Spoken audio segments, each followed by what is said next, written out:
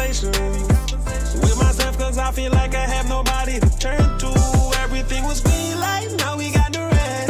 Could've had somebody else, chose you instead. I be having conversations with myself, cause I feel like I have nobody to talk to. Got up in the morning, took a shot, that's the rock. And girl, you left my stomach in a knot. Took my lighter and you burned the bridge.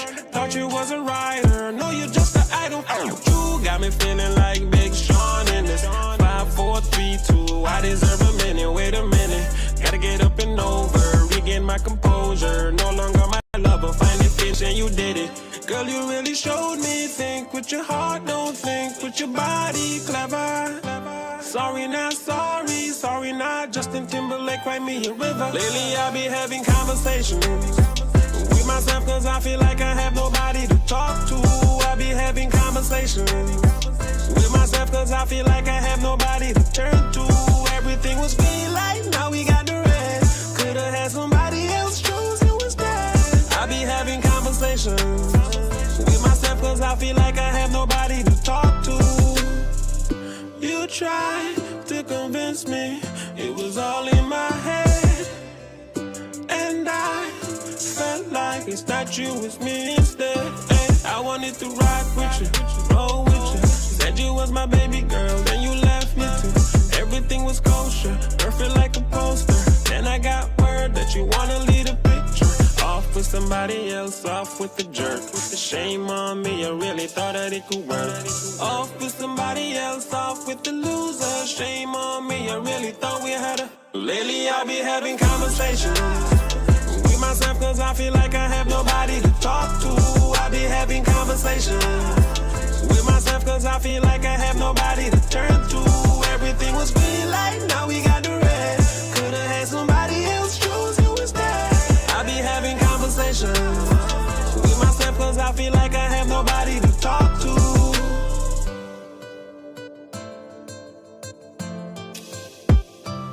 Everything was green light, now we got the red.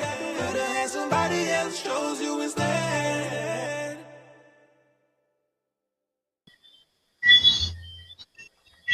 Yes, good evening and welcome to another edition, a special edition of the Topics. It's another Friday evening. Usually we'll have the Everything Agriculture show, but this evening we have a guest, a doctor, one in psychology. Mr. Griffin, are you there? I'm here, yes. Okay, you're frozen. Your screen seems to be frozen. You can guess we come out and come back in. But let me say good evening to the folks in the Federation of Oli and Layamega, which is St. Kitts and Nevis, the indigenous name. If you're just running into us, the Topics is a community show where we have diverse guests and come to tell their truth and in their prospective profession and stuff like that. Anyone is available to come on the show and tell their story. Everyone have a contribution to make within the society that they live in. So this evening we'll have a discussion on the Destiny Project, but that will come across from a psychological part, how we're going to affect us and future generation down the road. So before we get into the topic, let me say good evening to the folks in the neighboring island in Sable, State, St. Martin, the U.S. Virgin Islands, and the Bivia, and not forgetting the folks over in Montserrat, Antigua and Barbuda, and our friends also in Bermuda, and not forgetting our friends in the diaspora in North America, from the Florida Keys all the way up to Maine, not forgetting my daughter over there in Texas, in Houston, and our listeners over in Chicago, Atlanta, Boston, wherever you're at in the United States, and those also in Europe in the different time zone. Greatly appreciate you guys tuning in. We can't take you guys for granted because it's some places early in the morning. So whichever is appropriate, good afternoon, good morning. Thank you for choosing Real Entertainment Network. And also, if you want to be a sponsor of any one of these shows, you can reach out to any one of us. If you have a small business you want to promote and get advertisement and can help improve your business, you can also do that. And remember, the Topic is sponsored by Shabazz Organics at Masters Last But Casey. We get vegetables on the small superette, or get your home cooked meal on Friday and Saturday and Sundays.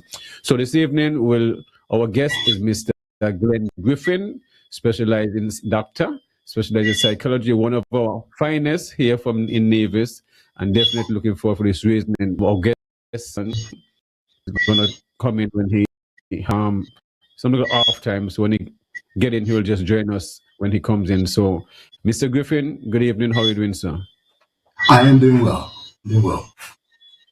Yes, and welcome to the topics. And tell us, who is Mr. Glenn Griffin and where in Nevis are you from? We can start off with that one. I will start with that. I was born in Gingerland, Nevis, where I am right now. I have lived, however, most of the last 35 years in the United States, where I have worked as professor of psychology in the Department of Critical Theory and Social Justice at Occidental College.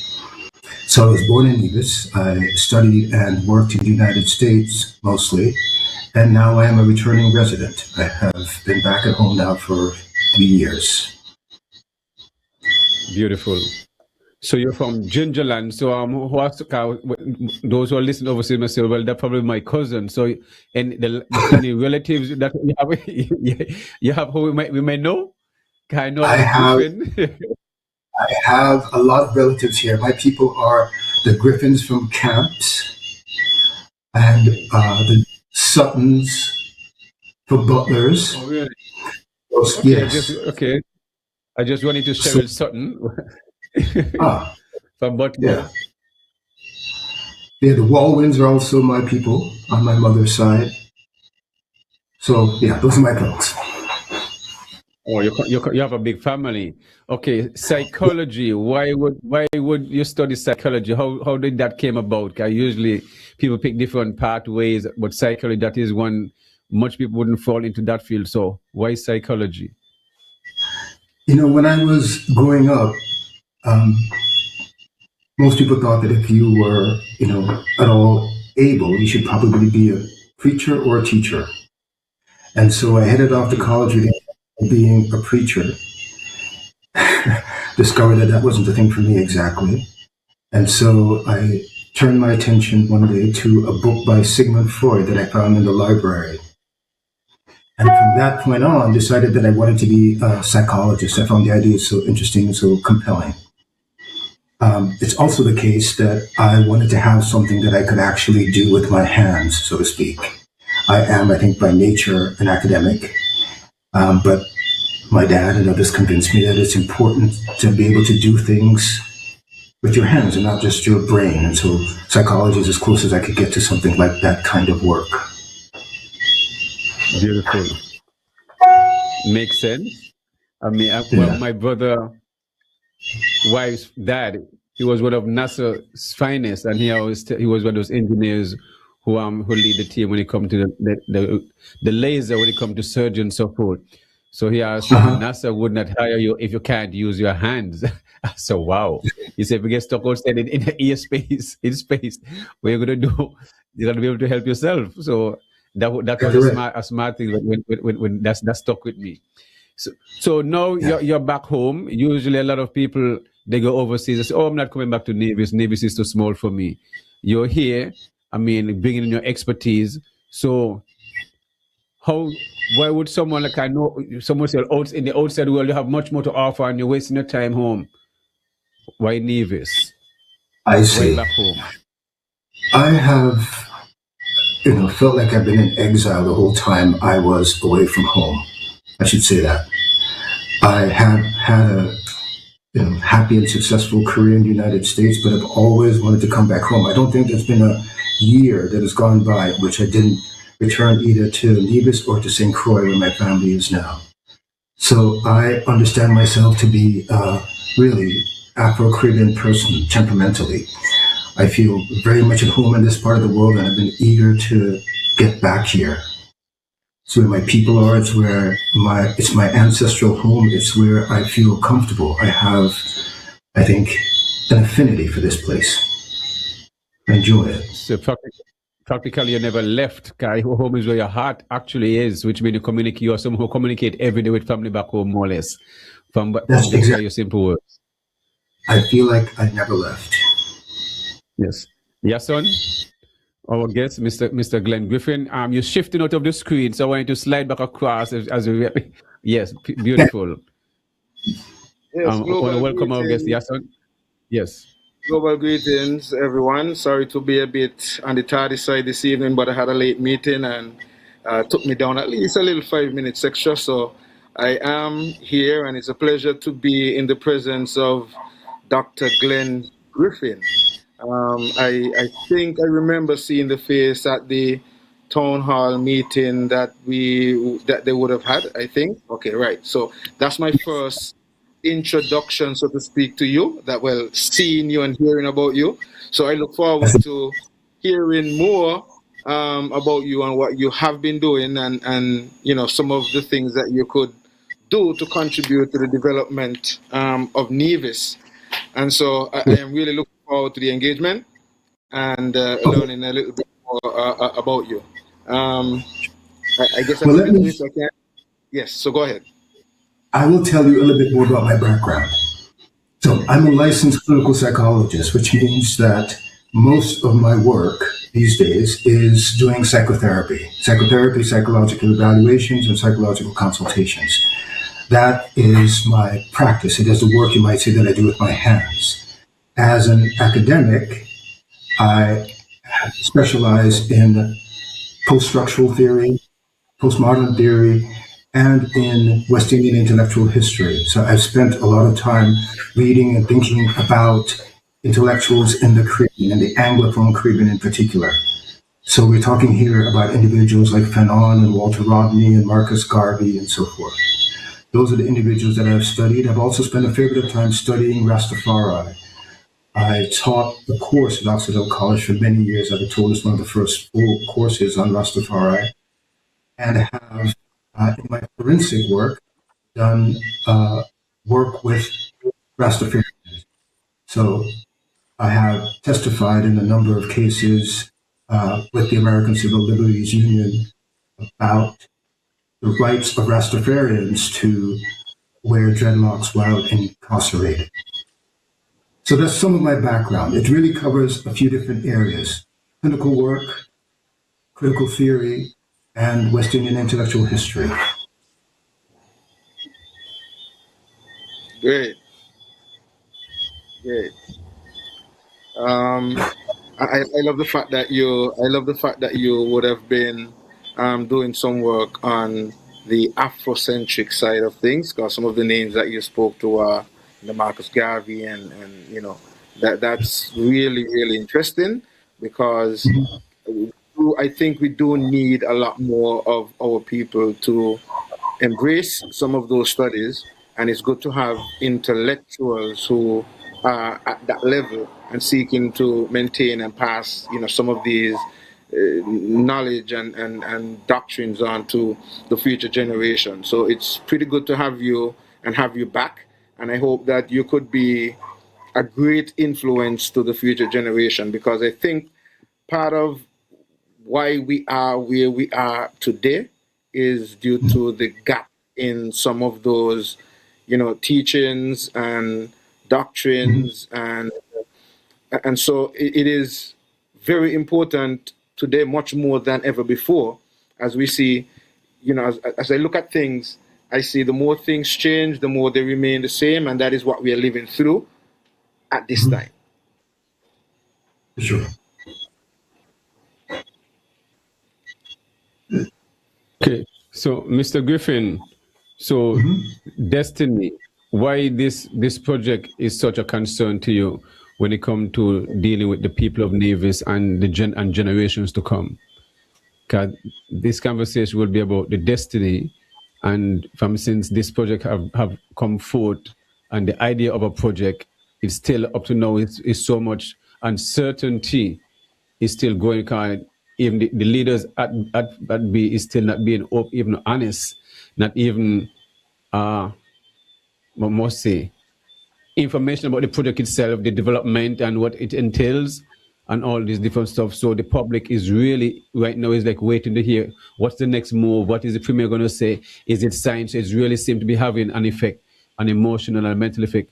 Everywhere you go within the St. Kitts and Nevis is what they're speaking about. And now you have no way they want to bring in people from not from Nevis, but other CARICOM country, which is said, but you're not knowing if it's actually people from Antigua or people who have by citizens by investment. So it seems like it's a way of settling people and bringing up the population of St. Kitts and Nevis, a drive to bring up the population of St. Kitts and Nevis, or a power control with the might of the world, the superpower. So this is where you come into play as a psychologist, how this is going to have an impact on all of us as a native between this twin federation. I should probably clarify that I'm here primarily in my capacity as a theorist, as an academic, someone who studied West Indian intellectual history, particularly the history of resistance in the Eastern Caribbean. That is really the expertise that I bring to this. There are certainly a lot of psychological components to this difficulty. I think you're right. I think it is creating a certain amount of unrest among people, the prospect of destiny being here. It is, I think, for most of us, concerning, upsetting.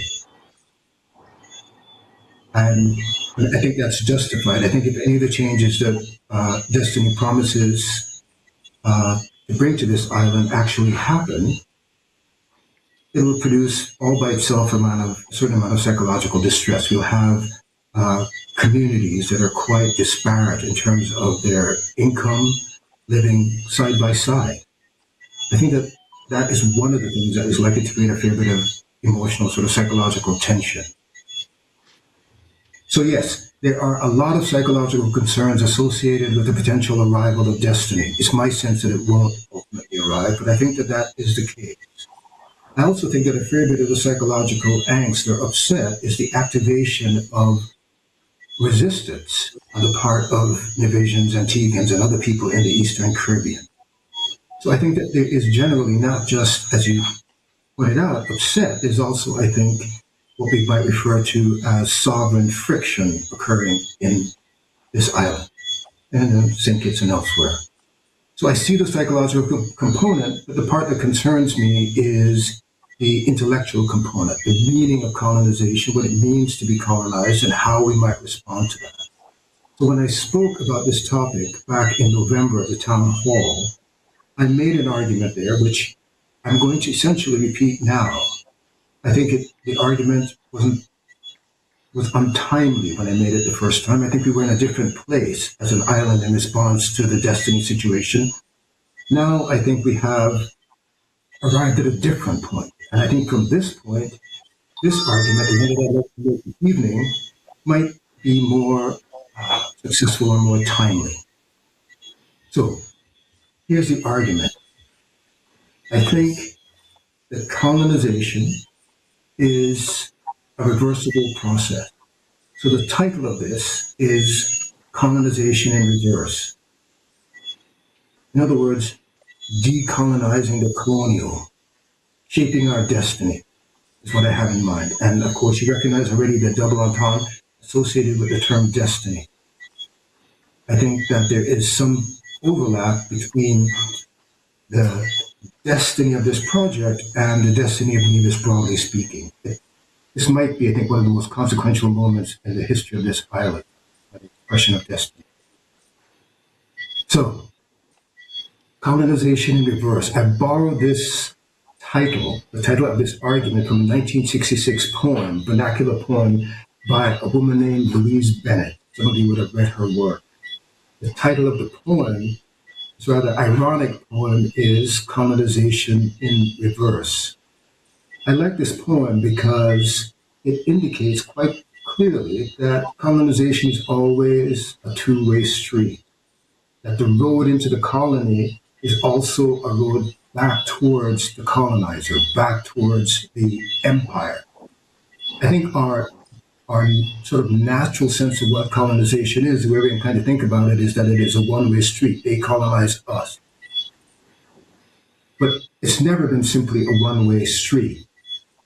In the poem by Louise Bennett, she captures the moment when, after World War II, when West Indians and Jamaicans and Navisians from all over the Caribbean were headed back to the empire all of a sudden. They were invited there. We were invited there in what's referred to as the Windrush movement.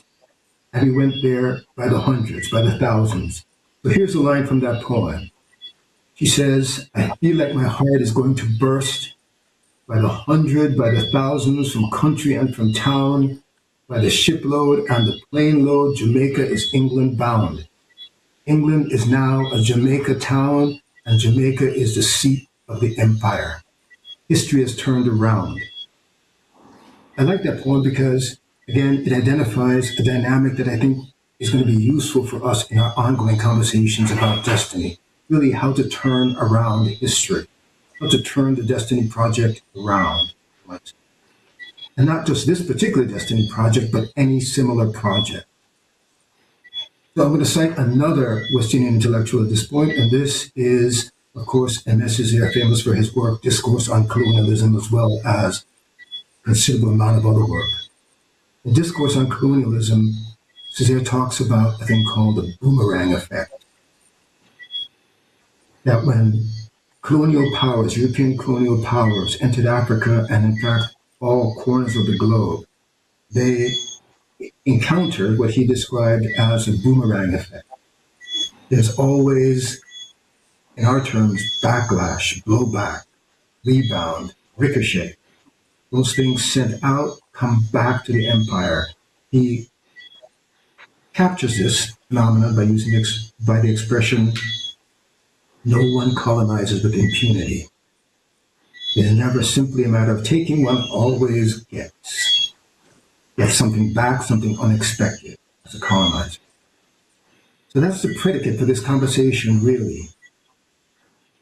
I think that this Destiny Project and the projects and the similar sort of developments that might arrive at our shores are colonial. And it is our task, ultimately, to not just reject them, but to change them. So the title, again, is Decolonizing the Colonial. The argument is this, again. Colonization is to be both uncovered and reversed. This is a two-step process. Step one, the difficult one, at least the initially difficult one, is seeing colonization for what it is. I think in the case of the Destiny Project, we have completed this one. I think we now see it for what it is. And I think we are ready to start the second step, reversing it. In other words, again, decolonizing the colonial. Does that argument make sense to you, gentlemen? It's a general outline. Definitely. On point. Perfect. Good. So,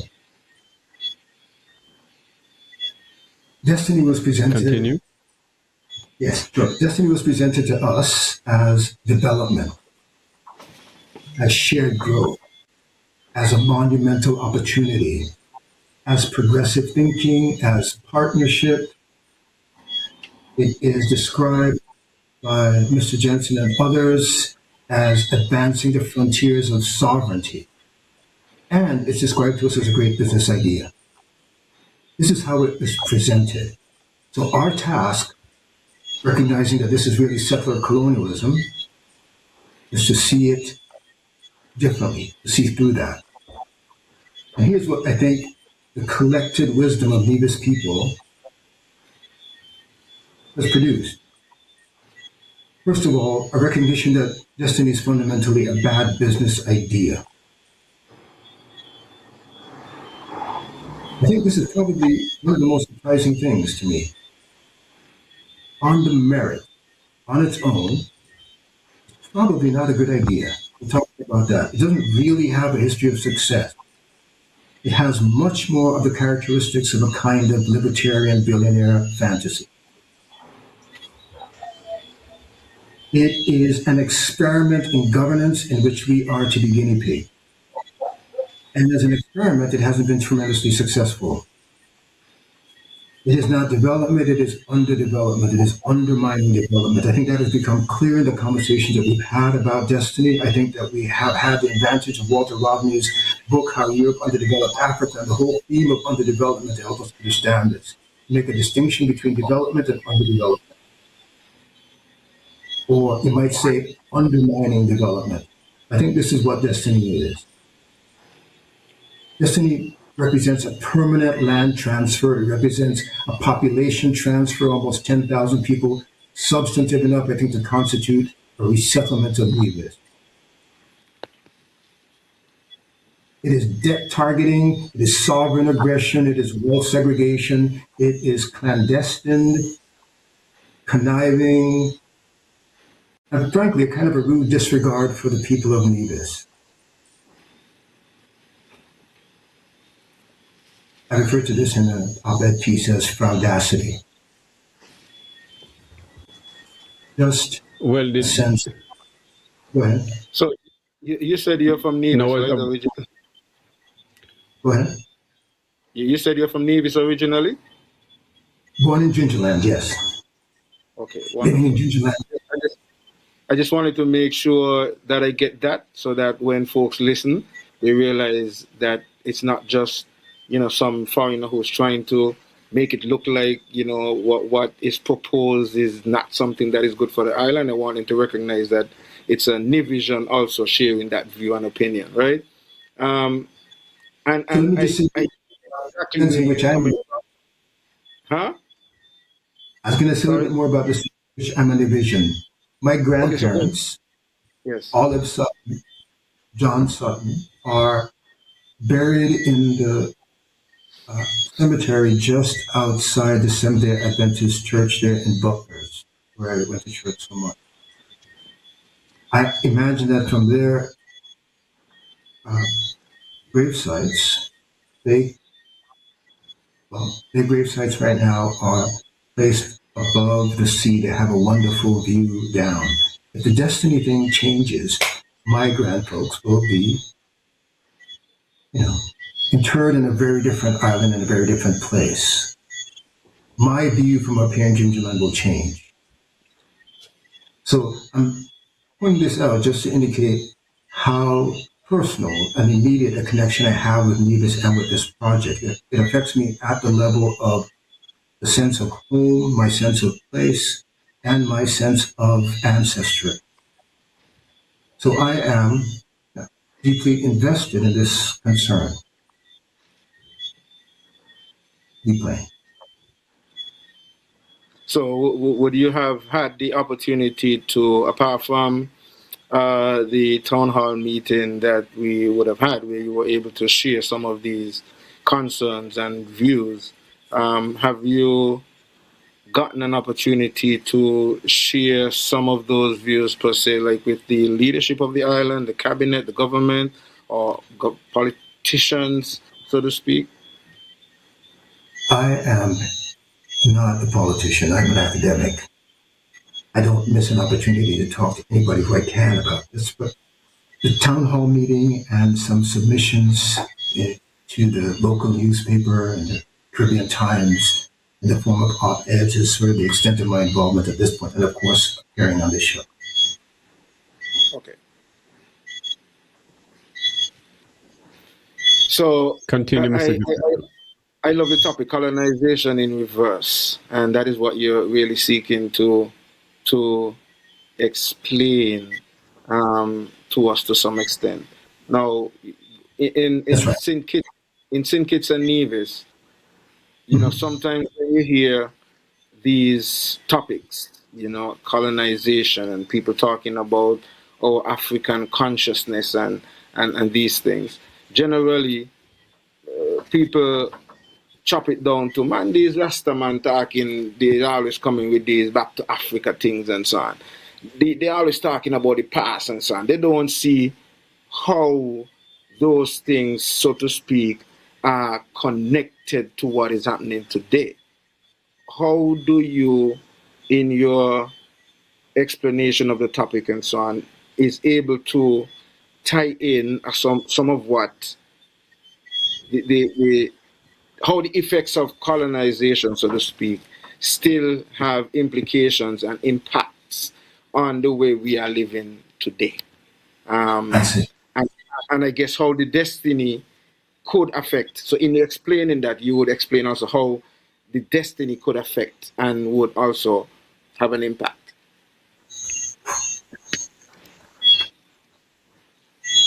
I don't believe that colonization has ever ended. This is something I think they talked about in the November talk at the town hall. There is an entire academic discipline associated with the study of coloniality and post-coloniality, and I think the essential finding there among us who study this field is that there's been no after-colonialism, no post-coloniality. Colonization has continued in a wide variety of forms, in an endless number of forms. It is not a thing of the past. It is not a thing that is remote. And I think that the Destiny Project is indicative of that. It illustrates that. It's an instance of it. I think the Destiny Project is settler colonialism of a particular type. It is crypto-libertarian settler colonialism. So I think that our Rasta brothers who are talking about colonization and about Africa and about back to Africa are still on the right track. I think that we still ought to be concerned about the possibility, about the ongoing possibilities of being colonized.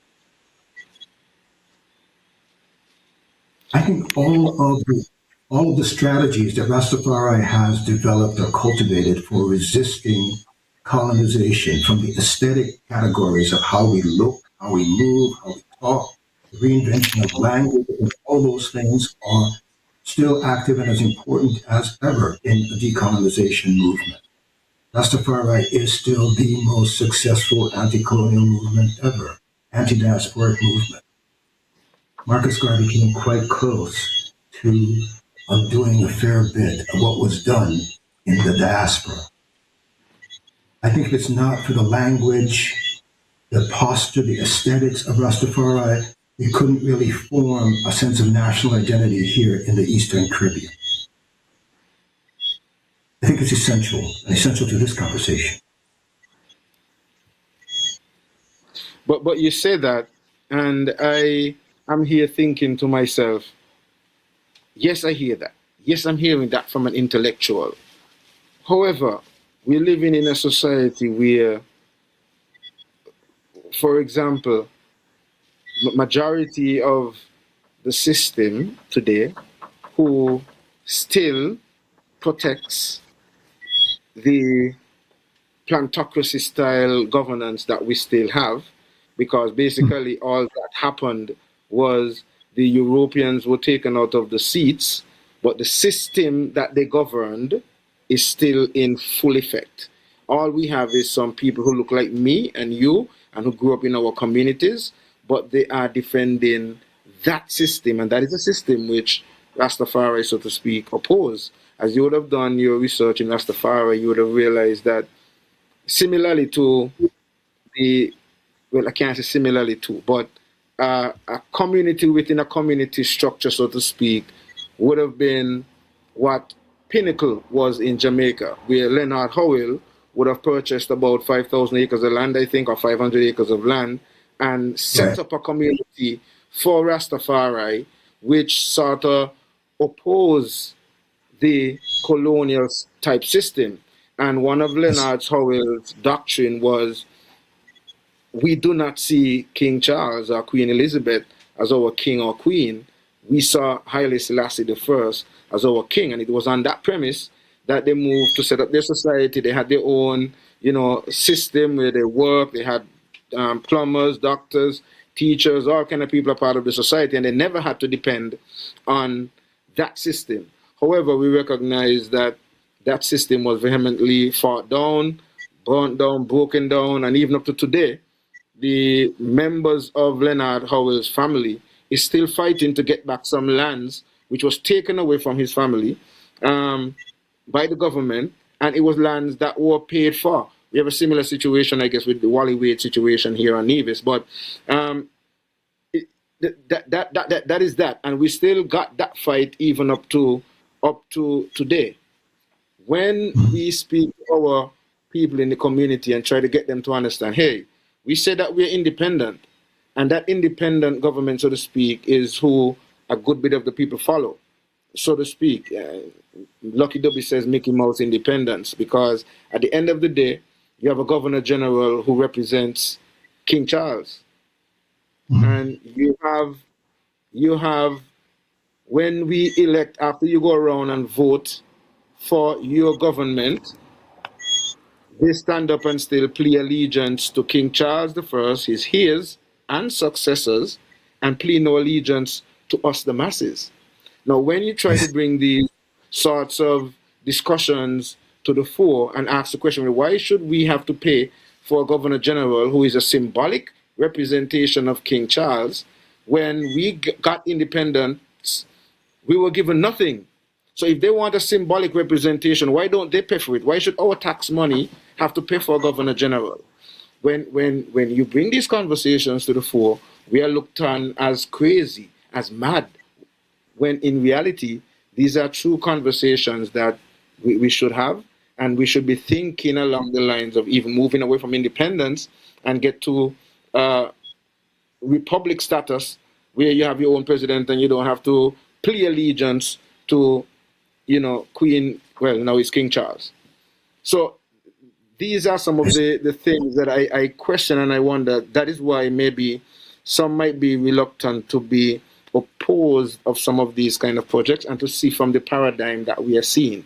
They still see that people like us who are opposing this kind of project is, quote unquote, fighting development for the island, because that is the kind of impression that is being proposed by government, so to speak. So these are some of the challenges that we as a people have to deal with, because the mindset is to some extent not ready yet to deal with the decolonization of the mind. I see. Well, the struggle continues. I don't think that it's the case that Rastafari can be described anymore as a marginal political force in the Caribbean broadly, and maybe even internationally. I think that that's largely because of the heterodox nature of Rastafari. We are, as a group, I think, broadly open. I think the primary drive is to bring Black people under the same set of colors. And so for that reason, we are, as I said, sort of heterodox. So when you think about it, I think in that way, you can see how Rastafari has a pervasive influence that goes beyond any particular set of convictions or points of view, including the point of view about whether or not we should pay homage in any sense to British royalty, which of course we shouldn't. I know, Doc, I know. Rastafari is powerful, consequential, and the struggle continues. Yes, I know. Before Yasan stopped you was speaking on the topic where you're talking about the way we recognize where you're coming from, with the two premises you had of recognizing the project and reversing it. You're going to continue on where you stop off from? Sure, yes. Continue, please. Yes, okay, the first step, seeing it for what it is, and I think that we've done that. I'm not sure that we were there in November. I'm not sure that in November we had precisely the kind of clear assessment that we had of the Destiny Project now.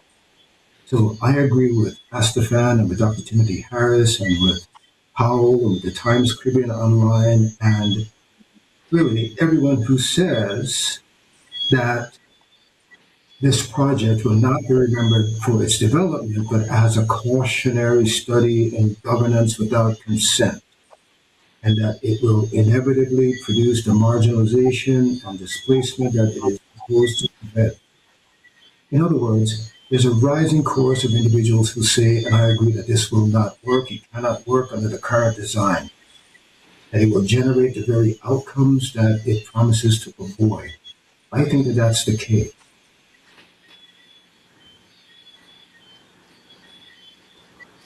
I think that when the investigative bodies in St. Kitts take a second look at these sorts of projects, they will discover what the World Investment Report said in 2019. They'll discover what the World Bank said in 2008. They'll discover what government scholars like Zen said in 2021. They will discover what the UK AIDS synthesis was in 2016, which is that these projects generally do not work. They do not work well. There's something like 5,500 zones worldwide, and many of them more or less fail. There's Yeah, actually something. Go ahead. but the premier himself, when they asked him the question, why this project? Why can't it be just a regular normal project? Why these special laws and all these different regulation and stuff like that? He said, well, that's a good question. That's a good question. But the reality is the laws that regulate the regular hotel development, they're not getting those type of development. So this is a new innovation that is that's the reason for doing this project. It's a new way of bringing investment and a different type of people, a class of people into this kind of to this project. So I couldn't understand what the hell he's talking about because that don't make no sense to me. What new innovation he talking about when he said that? Because that was just like that don't hold the basket. You still ain't hold no water. You see what I mean? So this is how they're seeing this thing. They're seeing this thing as the best thing ever. Like this is gonna save us, the people of Nevis, St. Kitts and Nevis, and will be the best thing ever. It will give us all that we ever wanted, or hospital, or better health care, or more jobs. This is all they're seeing. So you see it in a different spot. So for them, this is the best thing ever. And as the premier said in his New Year's speech, he used the word fear more than 30 times. So which means you're full of fear. And if you want to explore the ocean, all kind of different scenario he uses and charms, you have to leave the shore and go and explore. So what he's actually saying, his government will not flinch, despite of what discussion we're here and despite of what the masses are saying. The masses are full of fear, but the few who are heading for the project is the one who seeing what is best for those who are fearful. Well, I'm a psychologist, of course, so I spent a fair bit of time thinking about fear and anxiety. I think they are those circumstances under which we ought to be afraid. We ought to be concerned. We ought to be worried. And this is precisely one of those. I don't think cowardice is the response that we anticipate. This is, I think, the second part of what I'm about to talk about, but I think that there are reasons to be concerned. If the Destiny Project was simply a business idea alone, without any implications for the people of Nevis, it would be a bad idea. These things do not, generally speaking, succeed. That is not simply my point of view, but this is the point of view, I think, of the academics and the governance bodies like the World Bank and investment reports and so forth that look at special zones. And not only so why take the risk then? So why are they taking the risk if they know this thing don't work? If they know this thing don't work, and these are intellectuals also, they are lawyers, they are doctors, they are professionals, so they have to know what are the odds they're putting themselves into. They're supposed to be our finest academics, so they're supposed to read all these. You see what I mean? These are nothing new. As did Mr. Jensen, as we did interview here, spoke and said he have in Dubai, but Dubai is hot and they're high rise, and those in Morocco, the environment is different and overcrowded and all the same. But here, it's a housing development. That's what he said. It's a housing development with all year around a population of over 10,000 families. Mm-hmm. So it is really not a. So what kind of work will be creating that? So this really having a large impact on what you're saying. Sure. So I'm aware that there are individuals, Mr. Jensen included, who tout the Dubai example. But that's really a difficult comparison. This is kind of a oil to mangoes comparison, right? The project in Dubai thrives on over 5,000 active firms, including top global banks.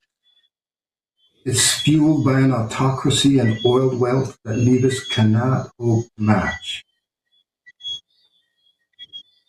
The Pacifico example that they cite succeeds only modestly because the government has a partnership with the canals. So it's not simply a private crypto venture. So the ventures like this that might succeed are those that have more or less excessive funding and autocratic control, authoritarian control.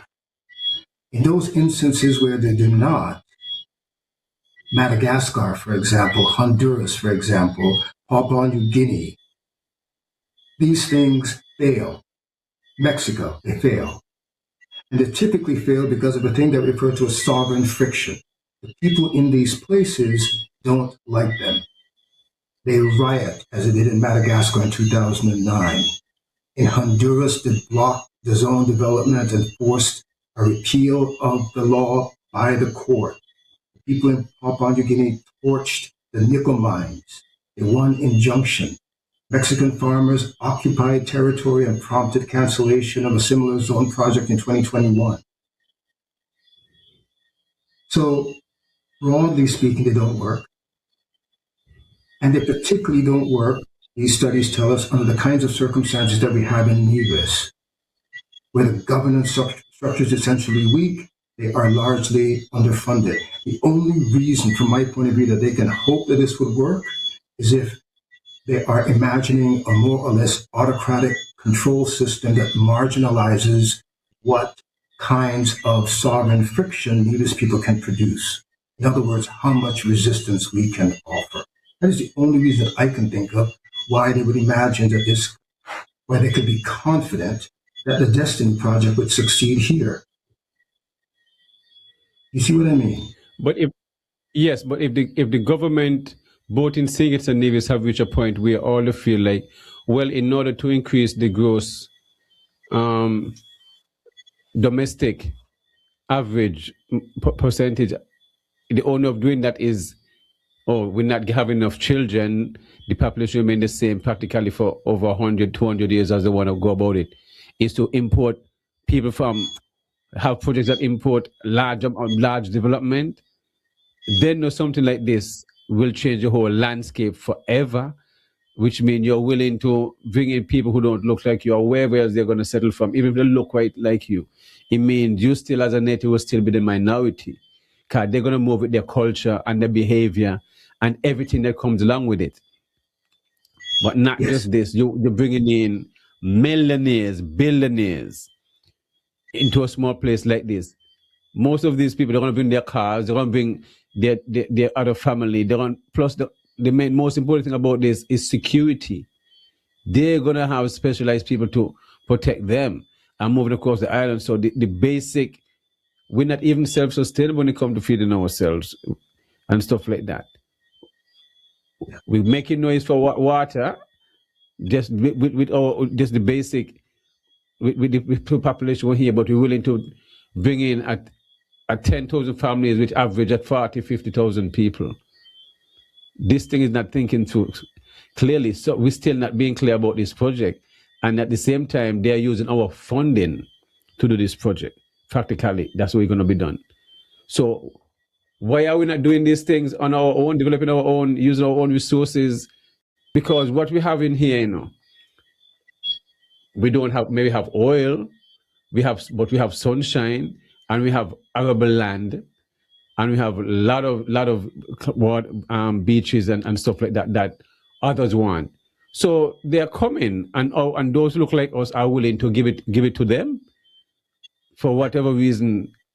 And as you say, they have to see that we are not willing to put up a serious resistance. That's the only way they figure this is going to work. I think that's right. I think that the very idea of bringing 10,000 people onto Nevis is equivalent to takeover of Nevis, a resettlement of Nevis. I think that that's what we're talking about. I think we're talking about Destiny as essentially being a beachhead, as it were, an initial kind of footprint that will make the relatively small number of divisions increasingly marginal and inconsequential. We will become a kind of, I don't know, sideshow for the Destiny Project as it's set up now. I don't think anybody here is going to go for that. Furthermore, I don't think that the people, I'm not entirely sure of this, but I don't think that the people that Mr. Jansen hopes to bring here would be entirely comfortable with that arrangement either. They would have to take on their conscience, the fact that they have displaced people against their will, against their sovereignty, against their choice. Now, I know that there's a long history of willing to do that, but that might not be so easy under these political circumstances and in this environment. So I don't think it would be good for anybody. I also don't think that we would go for that in any sense. I don't think that Nevis people will tolerate that level of displacement. You see, but what's going on here in Nevis, the former Prime Minister, Mr. Douglas, already said in Parliament, the White Gates community is also been applied to as for a special zone also. So the people in St. Kitts seem to have to realize this is not just also happening in Nevis and stuff like that, but it's the same thing going to be happening in St. Kitts. And if Nevis itself don't want to bring this on a small island, this large, well, what would that project and yet we're not saying nothing about this project. But at the same time, all members of Parliament is going along, and they keep on saying, oh, they're going to go into Parliament and they got to go about it and debate it. But debating it, they're still going to agree to the project. So debating it is not a general public have a say. The general public cannot go into the house and say, oh, we don't agree with this. It's just we just listen to them talking about it, and giving the 2 pence, 2 cents. But they're still going to, all who approve, they're all going to still say, they're not going to say no. So I don't see what the purpose of even going into the house. Just say they're going to go into the house to debate it and then pass it. These things just don't make no sense. I don't think that they will succeed in Nevis either. I'm not sure, in St. Kitts rather, but I'm aware that there are a lot of these things coming. Destiny is normally, there are techtopias, crypto cities, crypto zones, seastead, opt-in cloud communities, network states, startup societies, blockchain communities, libertarian enclaves, sovereign individual projects, every kind of digital nomad zone that you can imagine, including a thing called permissionless zone. This is a thing. It's happening. It's coming our way, and I think that we want to be prepared in ways that we're not now to understand and invert or repel it. It's not going to be enough for us to simply say no. But you're saying that you don't think that this will happen, or Nevisians will go for it. But I don't think that is the view and opinion of the Premier, and the Premier is pushing a whole different agenda. As he points out, it's just 1 or 2 people making noise. He is of the view that majority of the people are for it, and even if they are not for it, there is also the argument. I shouldn't say an argument. The comment he made in his New Year's speech that his government and his cabinet will not flinch because we are elected to lead, and sometimes we have to take tough decisions. And this might just be one of the tough decisions that would have to be made. And the argument is being put forward, well, When Four Seasons were about to come here, there was a lot of pushback as well, and people were saying, well, we used to go crabbing down there and so on, and where are we going to go crabbing now and so on, but St. Daniel had to take a decision, and so he's using a similar example like that to present an argument as to why, even though there is so much pushback, so to speak, from the general public, that he is of the view that this is something that they have to put forward. That is the argument that is being presented. From my vantage point. Go ahead, yes, son. So, no, go ahead, finish up. Go ahead. To that, I will say that position, that we are going to go forward anyway, that is the nature of leadership on this moment, to do what needs to be done, even if it's difficult, or even if the people of Nevis aren't entirely behind it, is the directive which he seems to me to have been using all along, that he is going to do it mostly irregardless of what the people of Nevis think or say.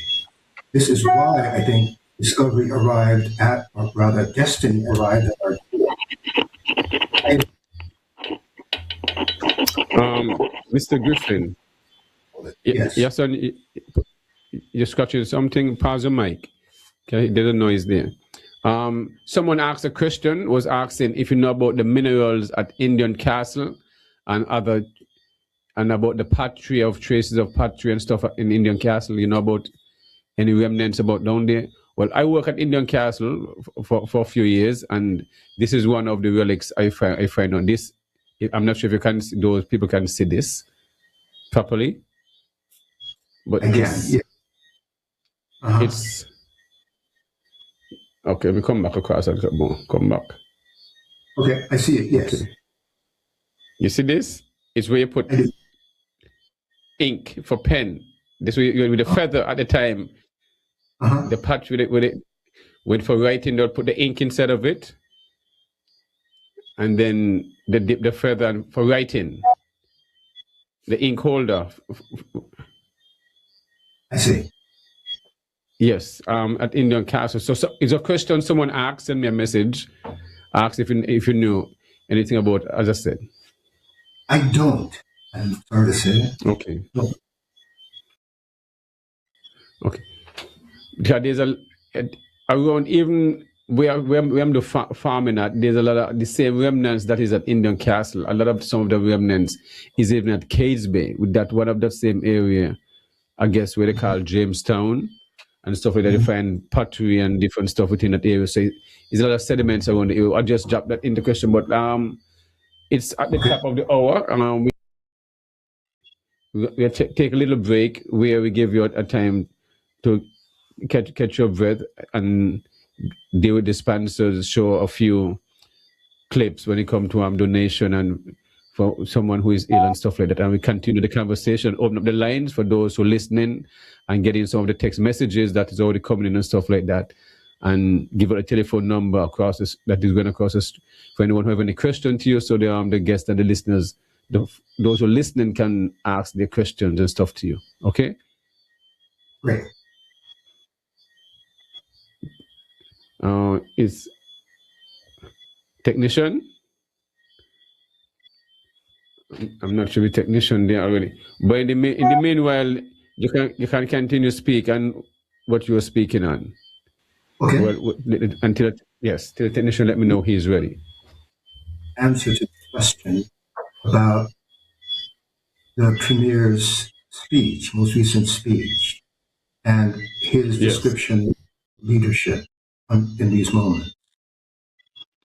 I think that is one model of leadership. You can do what you think is the right thing to do, what you imagine the island needs, what you are certain is best for our people. But I think that opinion has to be as broadly informed as possible. It has to be informed by the facts. It has to be informed by history. It has to be informed by a thorough assessment of what the people actually think. That does not happen.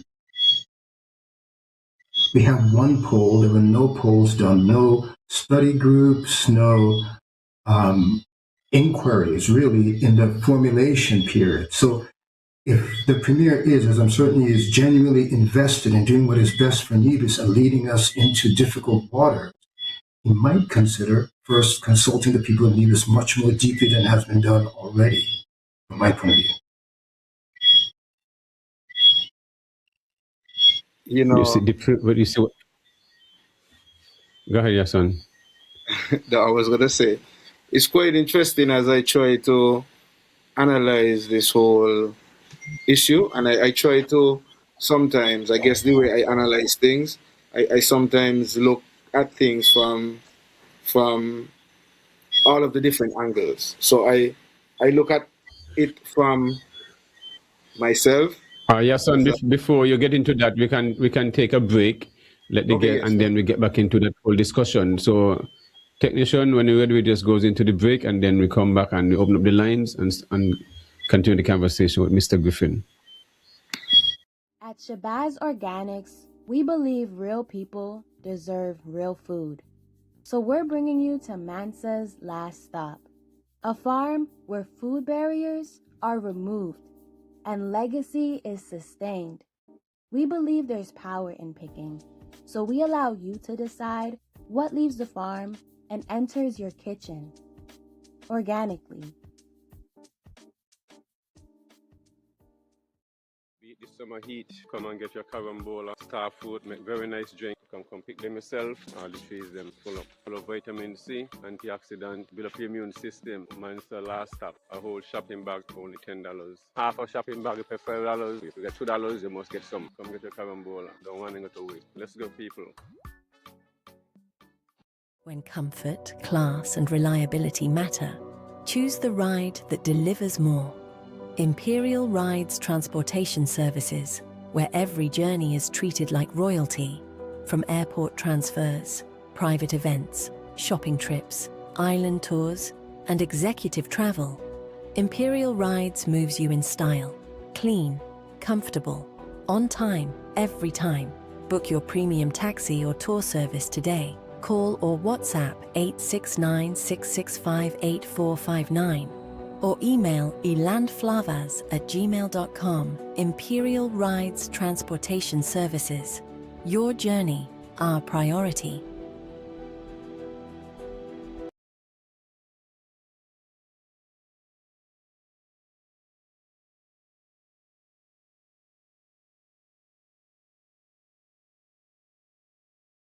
GoFundMe page for June Brown from Cotton Ground. Great appreciate those who have made any donation.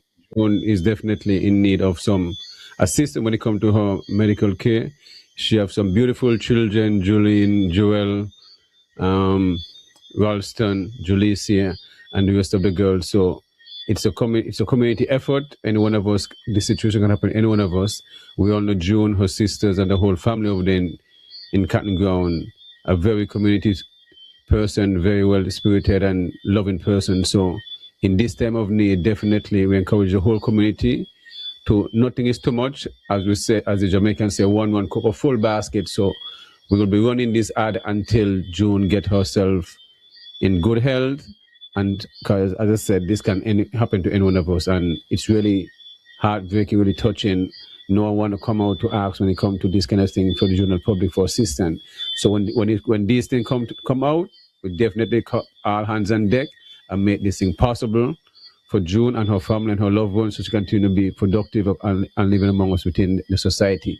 So I want to tell the children and the whole family to stay strong and everything will work itself out. So we here at Real Entertainment will continue to encourage the general public and the viewing audience to click on the donate button and to give their little assistance, whatever it is. If each of us donate $1, it definitely end up 100 of us donate $1, it end up 100 of us donate $5, 100 of us donate $10, and you all see where I'm going with it. It make a difference. 200 donate $10 or $5, it increases. 300 the same way. So let's make these things possible and make this a success story where we can smile and say yes when they come together. And this is very appropriate to the discussion we're talking about when it comes to recolonization and all these different stuff like that. So June, stay strong, stay healthy. We're here putting out the best and keeping you in our prayers and stuff. The whole community is behind you. So kids, you all stay strong and everything will work itself out. So again, click the donate button and support for June, and we'll get back into the show and continue to show this before we end the show also. So give thanks for all those who continue making the donation. We greatly appreciate you guys' little effort for taking part in this effort. And we are back Yes. to the topics, and our guest this evening, Dr. Glenn, where we're speaking about the destiny of Navis itself and how the project itself, destiny, would affect the destiny of Navis. So it's all about destiny in that perspective. So, Mr. Griffin, great. Yeah. People are definitely enjoying the reasoning. Before we get into the conversation, Yasan, can you read out any messages and text that is there before the doctor get back into the discussion?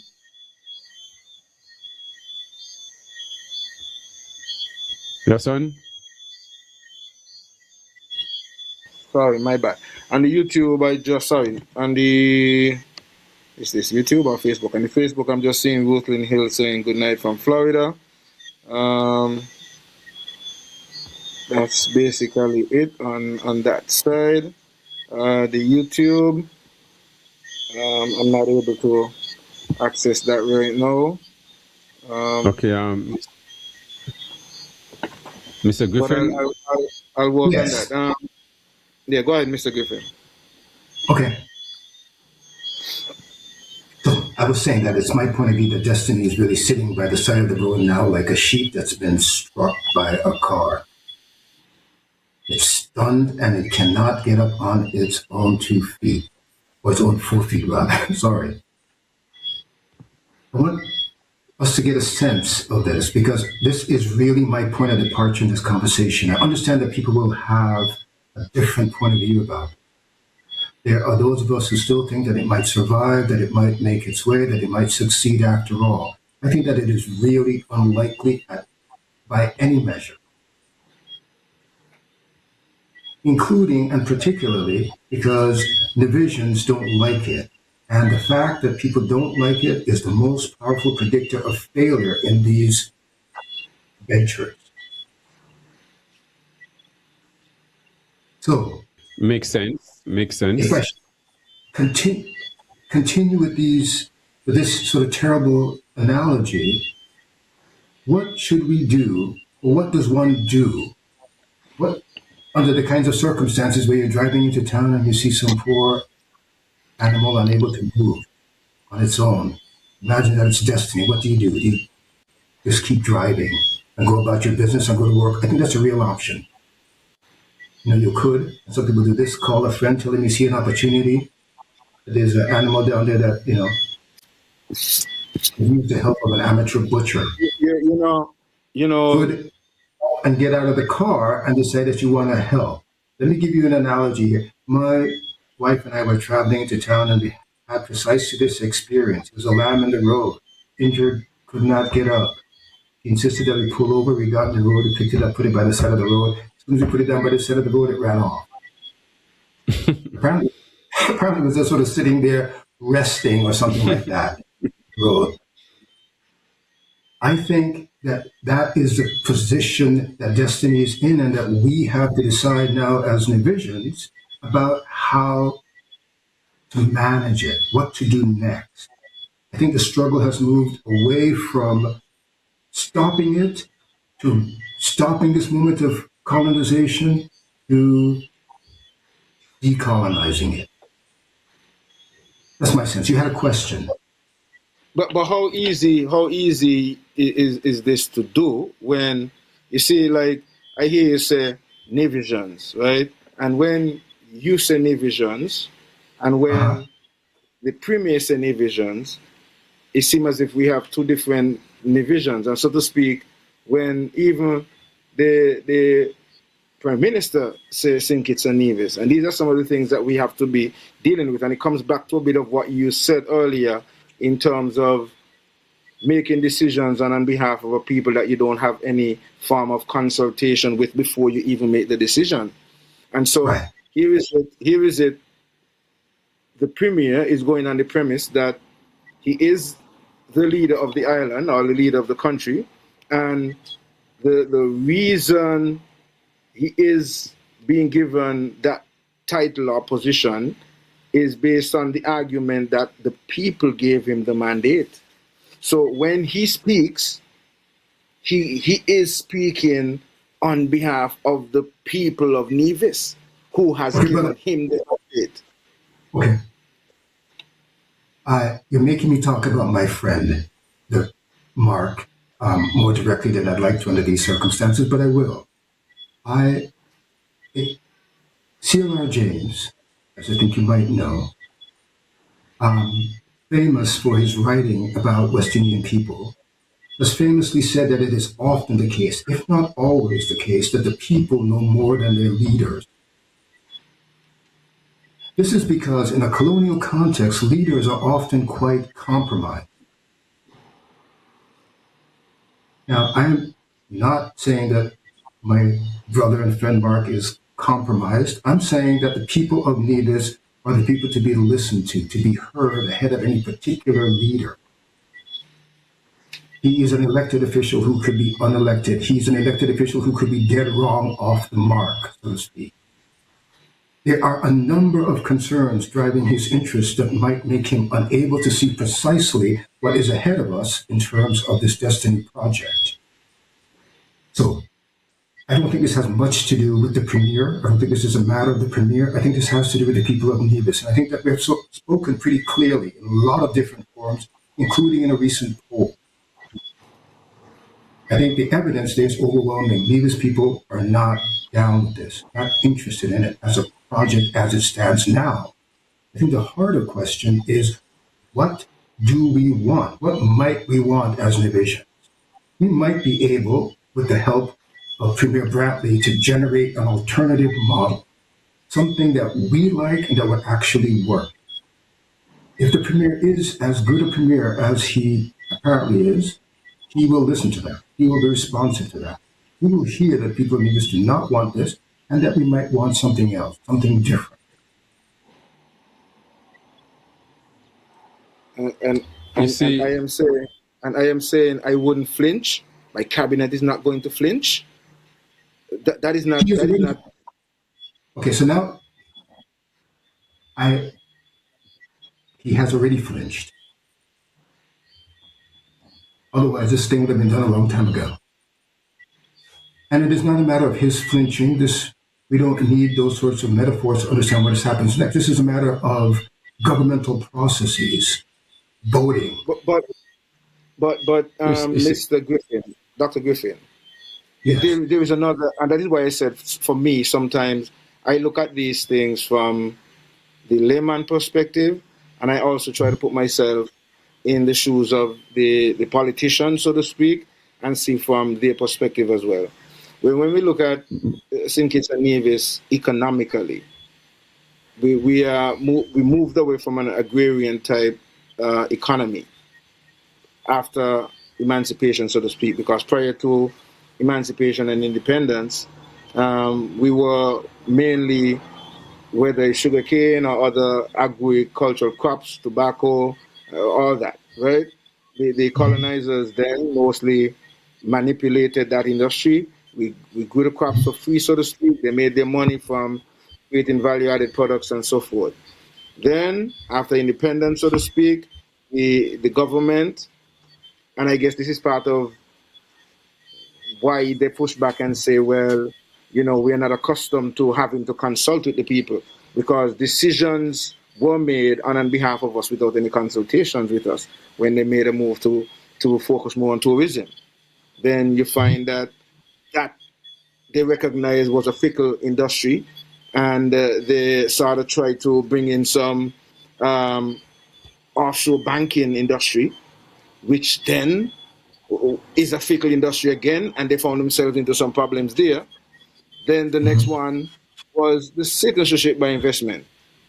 And that was effective for some time, but it has gotten to the point where the government got so dependent on the CBI that it provided, so to speak, about 60 or almost 60+% of the economy. Now, from their vantage point, that was like their saving grace. That was what they were trying to tout as well. We're trying to make the economy better and see we can give dividends and we can do this. But now they're at a point where this industry has demonstrated that based on the pushback from European Union and America and all of these other, this year in the budget, you're seeing the significant drop, even to Nevis at a point where what they used to get as budgetary assistance, so to speak, out of the CBI, that has dropped by, I think, about half. So they're only getting probably half of what they used to get. And so here is that you were told you're 60% plus dependent on this economy and this industry to build their economy and pay your salaries and so on. And now you're at a point where this industry is not even just being reduced, but is being threatened to end, because the European Union and America is pushing to end it. So from their vantage point, they have to have something to be bringing in that kind of revenue or something close to it. So from their vantage point, this is the savior, without consulting with us, and this is why I guess they're getting the pushback, right? And so they're trying to push this as the savior. How do you say, well, even though, we're not getting enough money and so on from the CBI and so on, what would be the alternative to the destiny then? We don't want it. What would you suggest as the alternative, so to speak? I am so happy. What is enough money? What do you call enough money? Even if they get $1 billion, they get 100 million. So the money is never enough. That's the problem right there. Go ahead, Mr. Griffin. The initial question is, what is the alternative to this destiny project? I understand, I think fairly clearly, our economic desperation as a nation, as a Twin Island nation, and the role that CBI has played in this. In fact, it's pretty easy to understand that it's only so much citizenship, so much sovereignty, so much land you can sell. And we have, I think, approached the end of that. I get that. But we are not going to be saved by more of the same bad idea, or by any bad idea, by any idea that is unlikely to work. And I think that that's what destiny is. This is, I think, an incursion so big into Nevis, our national identity, our terrain, and so forth, that it is simply selling too much too cheaply. So what is the alternative? I think the alternative is a decolonized destiny, a different version of a destiny, something that we as Nevisians deliberate about, think through, and articulate and express at every level, from our historical background to the detailed design features. I think that we're in a position to do that. So I don't think the issue is so much destiny or poverty, this destiny proposal or poverty. I think the issue might be, or the challenge might be, how to generate a decolonized destiny. In other words, a destiny that's more likely to work. And for it to work, the essential operative element is the buy-in of Nevis people.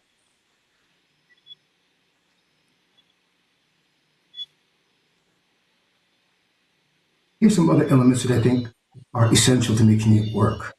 If not this destiny, by the way, which I think is doomed,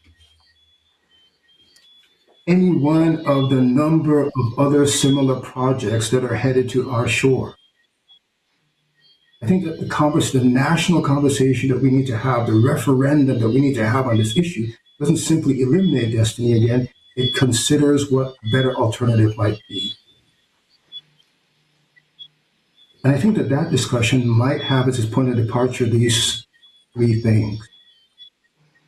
We have a national debt crisis that's even more acute now, given the decline of the citizenship. You seem to be breaking up. You seem to have an issue. You're breaking up. You seem to. How about now? Is that any better? Let me try again. Here are the three things that I think should constitute the point of departure for a conversation about any destiny. Our national debt, $600 million, 50% of our gross domestic product, which is the result of colonial underdevelopment. Our second problem, the other thing that I think we need to have into consideration when we begin to talk about any destiny project going forward, is a thing called the slavery of wages. Mr. Jensen and others are happy to describe the thousands of jobs that might follow from this project or might be associated with this project. I think that's great. Nobody's going to get rich doing that. There's been a lot of work done in the Caribbean about wages and about the limitations. We do not get out of this circumstance by wage labor. I've had no less than 2 jobs my whole life, and I don't have a lot of money.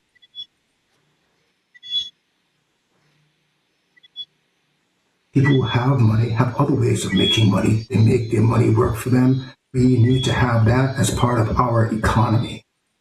We need to end the slavery of wages, and I think that there are things that we can negotiate with any destiny that will do that. I think that there's a gross informational disparity in the conversations that we have now, that we had with this destiny, and that we might have with any other crypto-libertarian project that tries to come aboard. They know more. They have think tanks, they have researchers, they have strategists, they have a whole army of individuals trying to figure out how to get through what we're doing here in Nevis. How essentially to take over this island, to put it frankly. But So, you know, I think, Mr. Griffin, so go ahead. one of the things, you know, as I hear that, right, and I'm listening to you, I can't help but to recognize that it's we on Nevis, even with this Destiny project, have not heard much from the players in Destiny project. It was the government and the premier, mainly, who was seeking to sell and get the buy-in from the public for this project. So that's another reason why so many of the people are skeptical. And so here is it that you and many others, you had the Evangelical Association, you had prominent lawyers, you have other, upstanding people in society and so on, sharing their views and opinions and so on. And then you have the government who is trying to get you to just hook, line, and sinker. Let's rock with this. Let's just go. So, as much as you're saying that you don't think Mr. Jensen, but Mr. Jensen only gave us one, so to speak, public opportunity, and it was here on this platform where we had an interview with him. There was another meeting that he would have had with a selected group of people, on Nevis. But in terms of having the public discourse, people have been even asking for that. Why is it that we have never even heard a town hall meeting or town hall meetings from the Destinies project? Why are they not trying to get us to buy in? Why is it our government? So part of my problem with this scenario is I understand that Mr. Jensen and people like him and groups and organizations like that, if they see an opportunity, they will want to grab for it. And I would think any investor would do the same. So the problem to me is not so much Mr. Jensen and Destiny as much as it is our leaders and leadership you sound like a Dr. Joe. Who are not. You sound like a Dr. Joe. Yes, sir. Well, you could say that, but it is our leaders who are buying and selling this thing to us. It's not so much Destiny. No, it's for our leaders to negotiate for the people. It's not for the investor to see a good deal and take a good deal. It's for our leaders to negotiate and look for the interest of the people. So when you say that, when you say, you don't have the problem with... No. Let me clarify. When you say you ain't seen a problem with an investor who see a good deal, go and jump on it and whatever, you invest with them. No, we have leaders. When you said, well, the leaders say, well, it's the people elected you. So they expect, since you now come to them, they expect you to make the right decision. This is not the right decision. This is not the right decision. So by saying that, this is what the Dr. Drew say for over, vex with when Timothy makes some screw up with Christopher Harbour and all the land and whatever, so he can't vex with no, of course you have to vex, because those are poor decisions by our policy makers. We put that elect our representative, so we can't speak like that. So Banky, so exactly, so that's what I'm saying. So but you can do it, but we're not gonna do it. That's what I'm saying. That's what I'm saying. That them we vex with, not Mr. Jensen. I can't be vexed with Mr. Jensen and any other developer who wants to come in and see that we have leaders who they can come in and maybe not have that kind of level of negotiation. Yeah, but that is exploitation. That is exploitation by any developers or whatever it is. No, you're not put it. It's exploitation, yes, and that is highest. That's what we're speaking about. With colonization, what the doctor is here. And if our leaders are allowing that, then it speaks to the level where we are in terms of our consciousness. And so that's why I'm saying that at the end of the day, I cannot be totally upset with an investor who sees an opportunity to invest and see that me I'm vexed. Well, me gon' vex, yes, son. And it's country like that. I gon' vex. You can say what you want. I gon' vex, yes, son. I ain't agree with you the crap talking about. So that is why I'm saying. Mr. Griffin, continue, but me not take on, yes, son. Go ahead. In regard to the question of leadership, I think that yes, as Afro-Caribbean people, as West Indian people, we are clear about this. We know that our leaders are obligated to interface with systems that are subtractive. We understand that. We understand that our leaders are subject to all kinds of political manipulations and financial considerations. And so we frankly just have always been prepared to replace them when they don't do the will of the people. That's what will happen here. If our leaders don't properly represent the interests and the will of the people of Nevis, they will be removed in the same gesture that removes destiny from our shores. That is how it happened. That is how it's always happened in the Eastern Caribbean. We don't have leaders like that. We have leaders who we know are in a difficult position and who we are prepared to remove from that position at the moment at which we find them unworkable. That's what a democratic process is. As for Mr. Jensen, it's my sense that he has said enough and has been present enough in his various meetings to raise concerns about him. And I think that is what's reflected in the polls. I frankly think that Mr. Jensen should apologize to the people of Nevis. I think that we deserve a national apology. Perhaps our premier will stand next to me when he gives this apology. I second that with the apology. I think that he needs to apologize just because I know somebody's going to ask me what he should apologize for. Sovereign aggression, but deliberately not including the people of Nevis in this political process by trying to circumvent us. No. By an opaque acquisition process, by exploiting our national debt, for coercively pushing wage slavery and the slavery of wages, when he himself knows so well that there are other options. I think he should apologize for the disregard for our sense of place and our sense of home. And frankly, I think he should apologize for what is an insultingly low offer and a bunch of tacky, glossy propaganda, and for all the smoke that he has been trying to blow into the body politic here in Nevis. I think that warrants an apology, not an apology that is based on the idea that we need to be, feel better, but the kind of apology that you enter into history.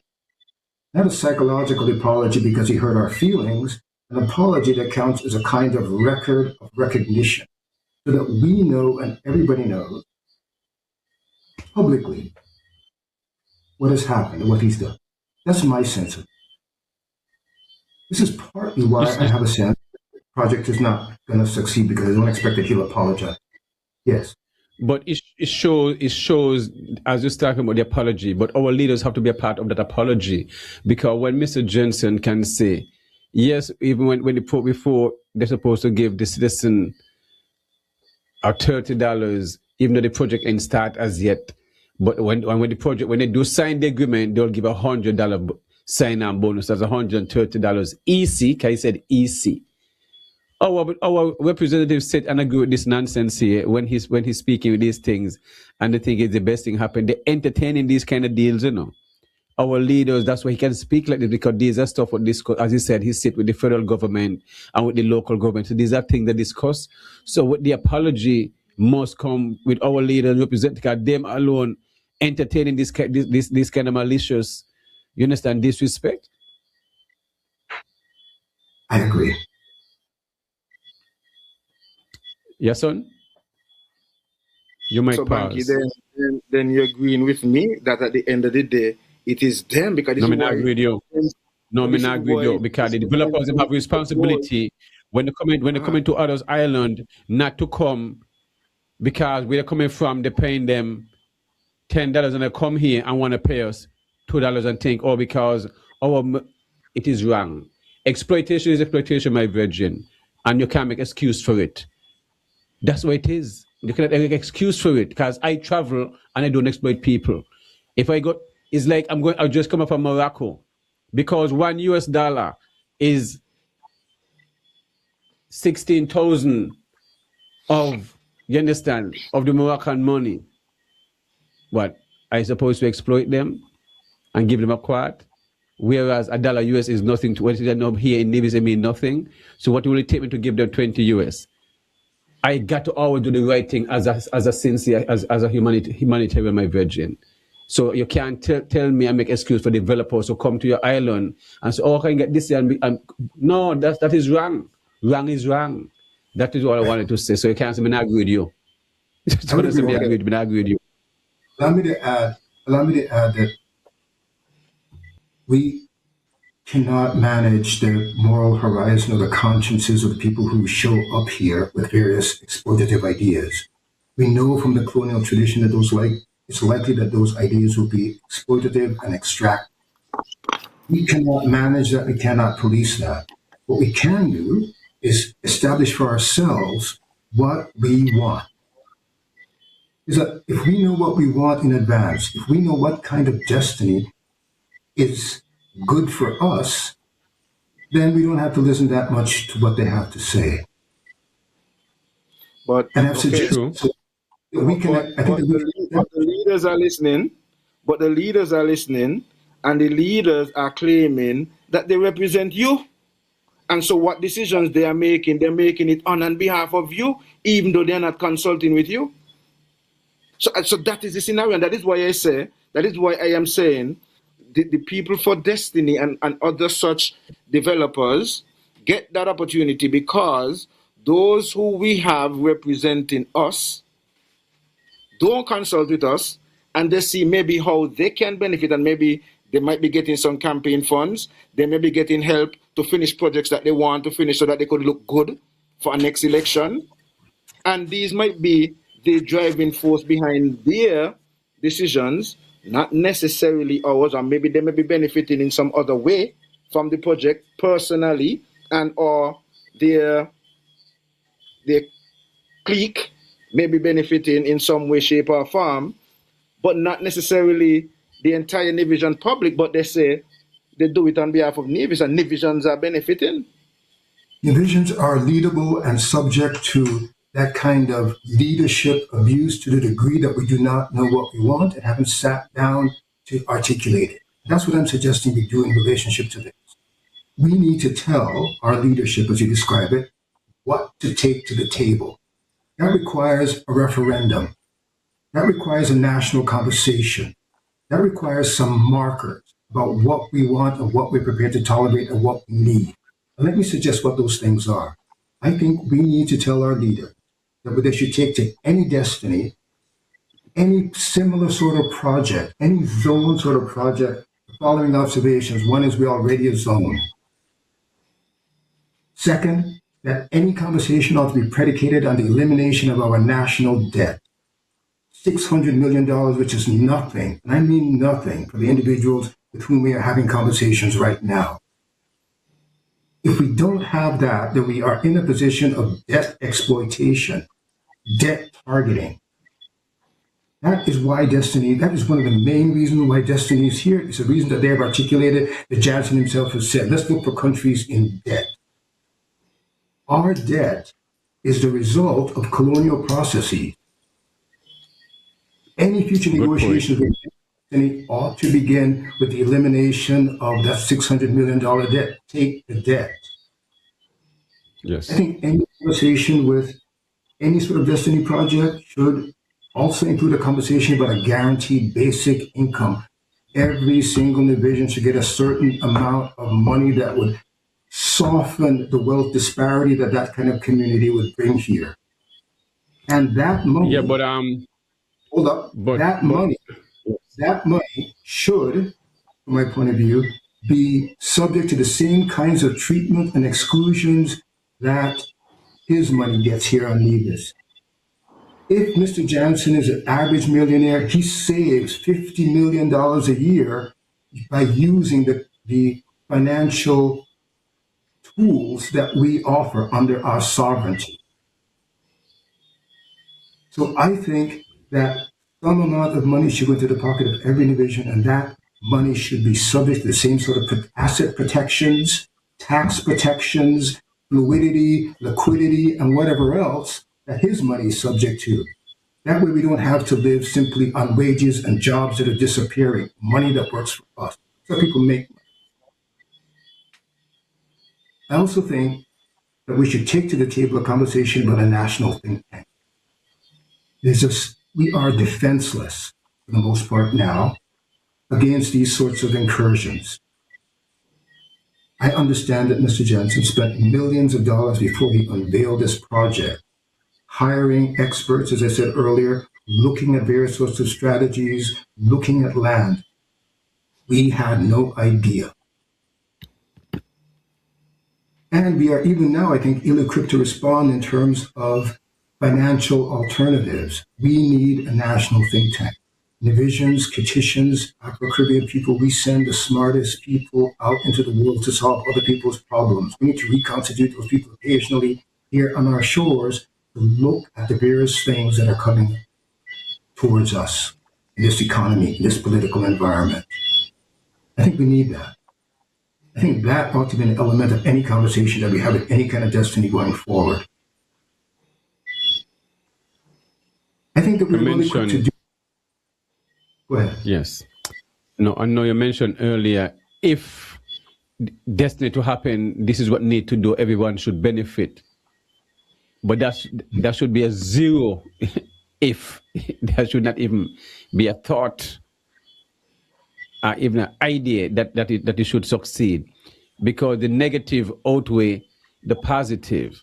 Even if I'm going to get something, I don't need it, because just my peace of mind and live in my home, going to my farm in the countryside, that will take me a regular 5-10 minutes drive. I would lose that.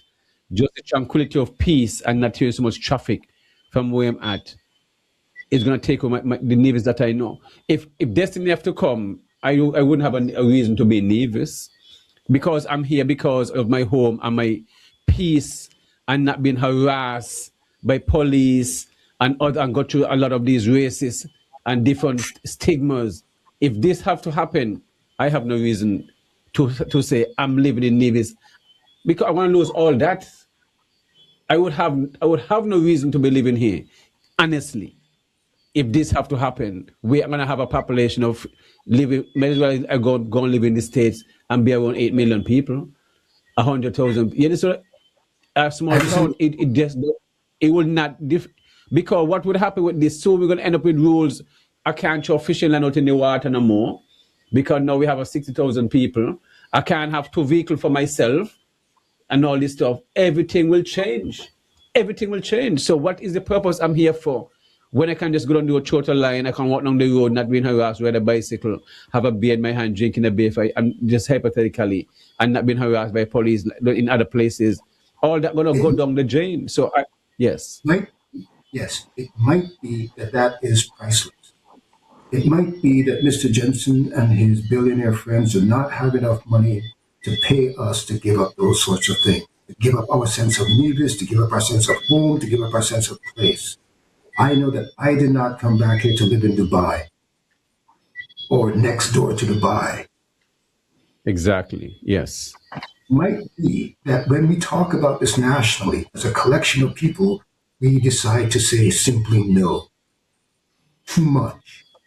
We don't want it. I think that's a real option. It will do too much to destroy our sense of place and our sense of home. We don't want it at any price.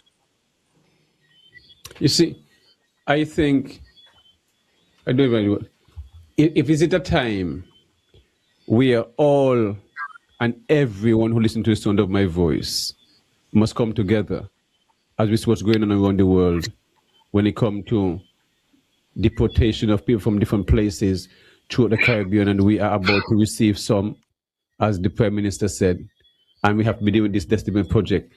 And then the Prime Minister made comments about increasing the birth rate.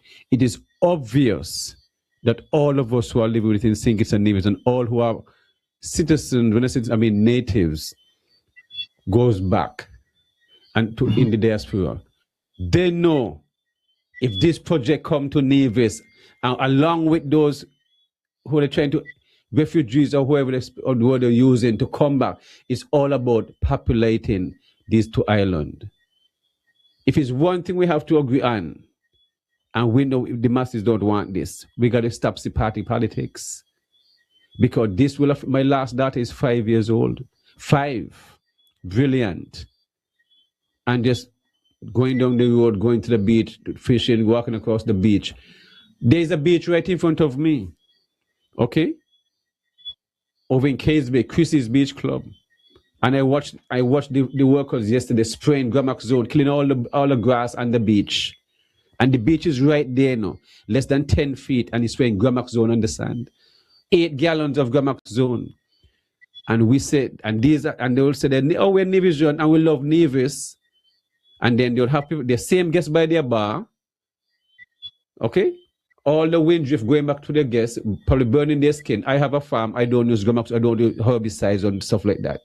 And these are what development bring when it comes to tourism. And when you look at the beach, they're spreading all the beach chairs across the beach, the sand going across. All this I'm saying, I'm losing it now. Same thing at Four Seasons and Penny's Beach going across, because our businessmen are renting beach chairs to these tourists. So we're losing the comfort of just lying down on the sand. This is what this tourist development does. Dangerous chemical being used on our beaches. It's today watching people going to the beach and you see all the grass brown, like they've been burnt. I see. Pesticides, herbicides are being used on our beaches because of this development. Well, what do you think would happen to Destiny? Because the most farmers is the one that homeowners use dangerous chemicals to, and hoteliers use a lot of dangerous insecticides and pesticides. Farmers get a lot of blame. But household and these development also contribute to a large amount of these dangerous herbicides. And the beach is right there. And 8 gallons of insecticide used on the beach. That is what I see. What happened all the time when they've been doing, how long been doing this. So these are the ills that comes with these kind of things. That's what we would talk about, the ills that come with these sorts of things. I imagine that the Destiny people would say no ills at all will come from their presence here. I think that's generally been their posture. Nothing bad could come from this. We will take care of everything. This is development done the right way. It's a promise. I think all of that has been said. It'll be up to us, with our critical discernment, with our political maturity, to look at all of that and decide how much of that we believe, how much of that we want, and what we want. And to deliver that to our premier, tell him to work from there. Start here. Have this be your starting point. This is what the people of Nevis have gotten together in various conversations, by various polls, in all sorts of groups, and said, we are prepared to tolerate and to have, and this is how much we want for it. That is where I think we are. We see this destiny project for colonialism, and we have, I think, both the tools and the strategies for reversing it, turning it into something that we want. Why is that? Because we have something that they want. Definitely. It used to be sugar, it used to be tobacco, it used to be molasses, it used to be indigo, it used to be cotton, it used to be coffee, it used to be gold. Now it's sovereignty.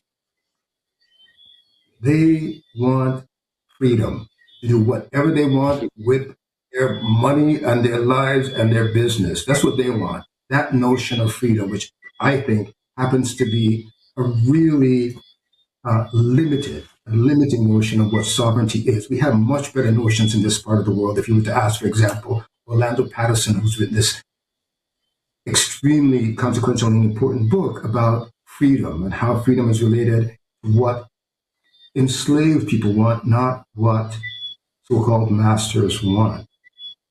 They want sovereignty. We want financial sovereignty. It's because we do not have financial sovereignty that we're in this conversation at all. It's because we are in debt. They have come to us and said, we will do this for you. They can ask of us things that a financially sovereign nation would not consider.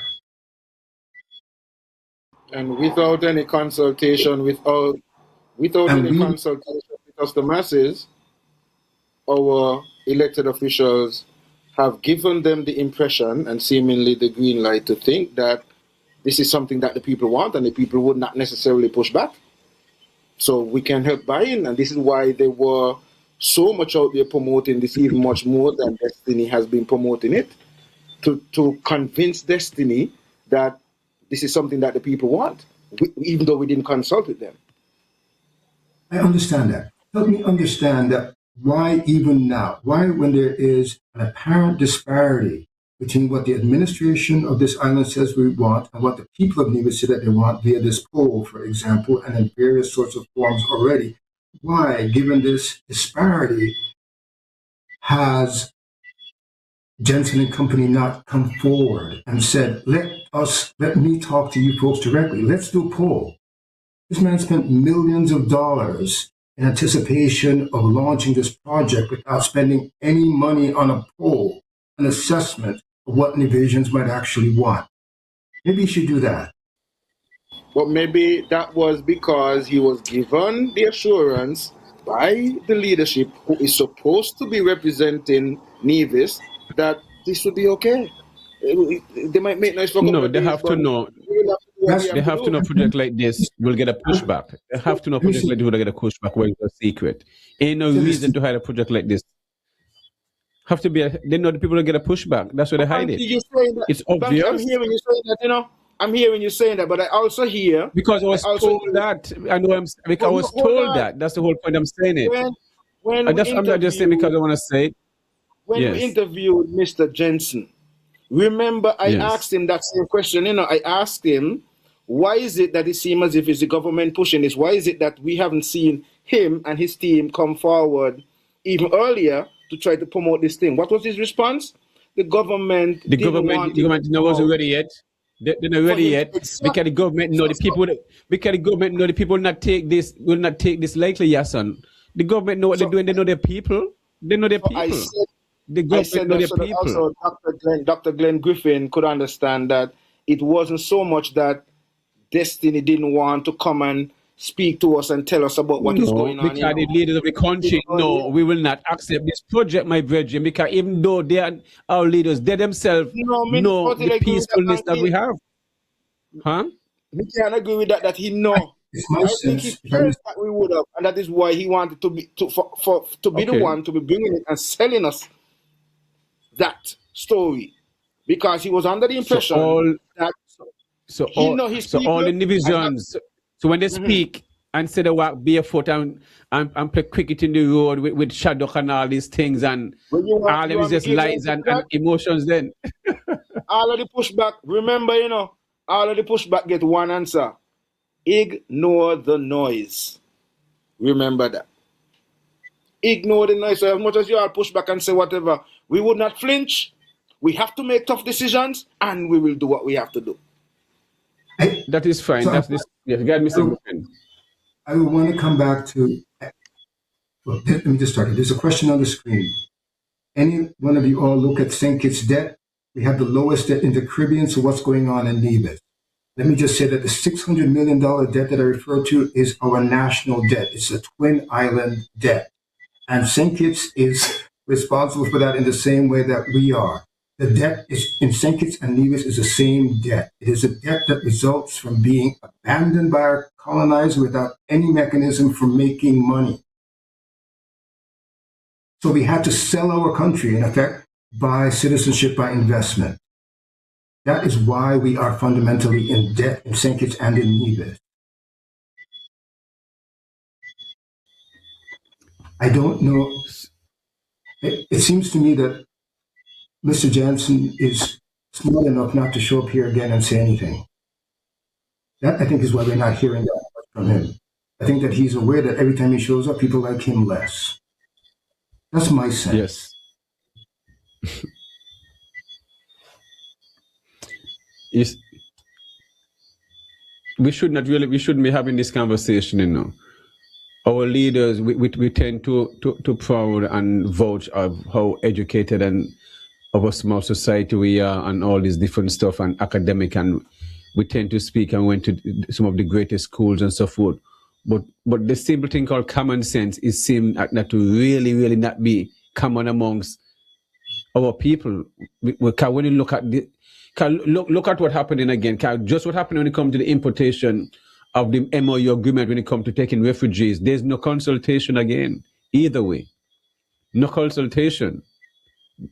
So our leaders are just making decisions on behalf of its citizens by doing what they want to do, and don't have and feel they don't have to consult and just and that's just it. Look at the most recent thing, Banky, that is in the air. The fact that that's what I just mentioned, yes, sir. Federal government would have signed the MOU with USA and had no consultation with the people, not even a hint to say, well, guys, we are thinking of this, or this is on the table. What are your thoughts on this? I mean, the social media, most of them are always on social media. The premier, the prime minister, or the elected members of cabinet, they could have thrown that out in a way, even if they didn't want to publicize that they are having this discussion with the US or whatever. But if they really had any thought about us, the people, why would you sign an MOU and then come and tell us to sign an MOU and then tell us that you would have decided along with them that Haiti is not included and Haiti is in the Caribbean? All of these things are just pointing to the level of disrespect that has been normalized, because we the masses, and I come back to blaming us again, we the masses are not taking on our responsibility, because we are the government. They are our highest paid civil servants. We are paying them. They work for us. They are our employees. And it's because they are using psychology and reverse psychology to make us feel like they are the bosses, why we are not holding them accountable as much as we should. And they use divide and rule tactics and all of these little things to make us feel like they are our bosses, when in reality, if we come together and analyze things from a nationalistic point of view and not a partisan political point of view, we may have some differences. And I think it is those positions that they're taking advantage of in doing some of the things that they do, knowing that we are not accustomed to hold them accountable. So now that we are doing it, it seems as if we are the bad ones. Like, well, why are you trying to do this? We hear the politicians say that the premier said he has been in elective politics for nearly about 20 years, and you've never heard anybody argue or push forward to say that we should have brought a bill to the people to discuss for consultation before taking it to the House. So this is what I'm showing you. These guys have seen us not taking our responsibility serious as the norm. And so now you're trying to push back and do what you're supposed to do, and you seem like the bad one. We seem like the bad ones now because we are now saying we should be holding you accountable. Mr. Griffin? I believe that this is such that the prospect of this zone and of destiny is such a consequential matter for the people of Nevis and for the future of Nevis that it requires a national consultation and a referendum. It will change this country, both St. Kitts and Nevis, I think, dramatically were it to happen. And in some ways, it would become unrecognizable. I don't see any reason why a premier or a leader of any form would undertake this kind of venture without an elaborate consultation. I don't see a reason for that that's any good. And I think, like Banky said earlier, common sense these times is not so common. That's part of it. So you're saying you don't see any reason why not, but I guess it's choice. It's choice. These are clear decisions made by brilliant people. These are choices that they made. Yes, go ahead, yes, sir. Before I realized that, the conversation was so engaged and we are so involved in the conversation that we didn't really take much time to follow up with a lot of the comments. So I'm just going to take a minute and go through some of the comments that are on the YouTube wall. Danny Herb says, full joy blessings to the host, Real Entertainment Network and guests. Lynetta Daniel says, good evening all. Tekil Selassie says, yes, they are academics, but they still can be bought out. AC Zong says, Dr. Glenn, I hear you good. You is right. Nevis ain't have a money tree. He also says, Dr. Glenn, you're right again. He says, St. Kitts give up so much, and look, everybody want to come here. Judah I says, isn't it social engineering? This is what people vote for in the name of progress and development. AC Zon says, any one of you all look at St. Kitts' debt? Okay, well, that was the question that Dr. Glenn responded to. right. Judah I also says, development is making on here like out there and everywhere. It's how the people think of progress. This is not a simple matter. AC Zon says, but the talk all night is just Nevis. Escari says, we are dedicated too. We need our own system. Judah I say, only Rasta culture can liberate the people. Escari says, the premier was asked about referendum directly by the policeman during the town hall meeting. Yes, I remember, I recall that as well. So AC Zon, in relation to the fact that, it's all about Nevis tonight, I guess mainly it's because the Destiny project. So even though we are kind of discussing the SSZ, the Destiny project is we mentioned the one in St. Kitts that Douglas proposed, the white gates. We did mention that. Maybe he came in yes, late, but so I mentioned the white gate. I have actually as to why it might just be Nevis. So it is mainly because we're discussing the Destiny project, and the Destiny project is proposed for Nevis. So that is why the conversation is more geared towards Nevis. Maybe that's why you're hearing that a lot tonight. So no problem with that though. But we know we're one federation. But the conversation, if you look at it, colonization in reverse, that's the topic, changing destiny. So that's where we are. So sorry again. Continue, Dr. Glenn. Just let me clarify here. I have been talking about destiny now only as an example. I think that particular project is not likely to succeed. So I've been only talking about that really as an instance, an example. As I said earlier, I believe that there are other destinies headed our way. Other proposals for blockchain communities or libertarian enclave, sovereign individual. Well, the premier already said he have other projects. The premier already said he had other projects for a tech zone, as you mentioned now. Yes. So I believe that we need to be prepared in a way that a think tank might prepare us for these conversations going forward. Let us get the people who are well trained, who are smart, who are experienced more than we are to help us with this. I think you can think of this as a kind of a national defense. We don't have a good army. We don't have an intellectual army. We don't have a research army. We don't have the kind of force that it takes to really meet some of what is headed our way. St. Kitts, Nevis, all over. So yeah, I think there ought to be a referendum on. I think there also ought to be one on St. Kitts about whether or not or how much of this we want to have. But Doc, is anything else you want to touch on that you didn't touch on as a part of your discussion? I know we'd reach about 2 hours already. But is there anything that you think you didn't touch that you wanna throw into the mix? I guess there's one other thing. I mentioned this in the talk I did earlier. There are two moments to this process. Our political engine in Nevis and in St. Kitts, I think, is oriented to the task of detecting and repelling colonialism. But as one of the questions indicated, this is really a complicated question about proper development.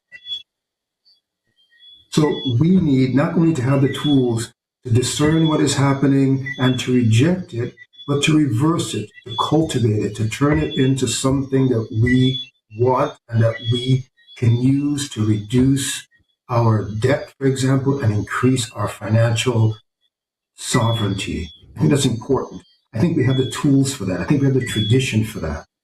Remember, we have been colonized under a lot of different circumstances, including, for example, cricket. We don't even remember now, I think, that cricket was a colonial sport. The British gave us cricket in order to teach us about hierarchies, about patience, about obedience to rules, about decorum. It made its way into our culture and we transformed it. Remember, West Indian cricket between 1960 and 1980 became a dominant force. We show that we can take something that is given to us as a colonial project or intention and reverse it and turn it into something that we want. I think that's what we need to do now. We have the tools, we have the intellectual history, political maturity. Then they change the rules. Panyo, then you can't win no more. Cannot win a game that is played on somebody else's rule. So we need to take possession of the rule.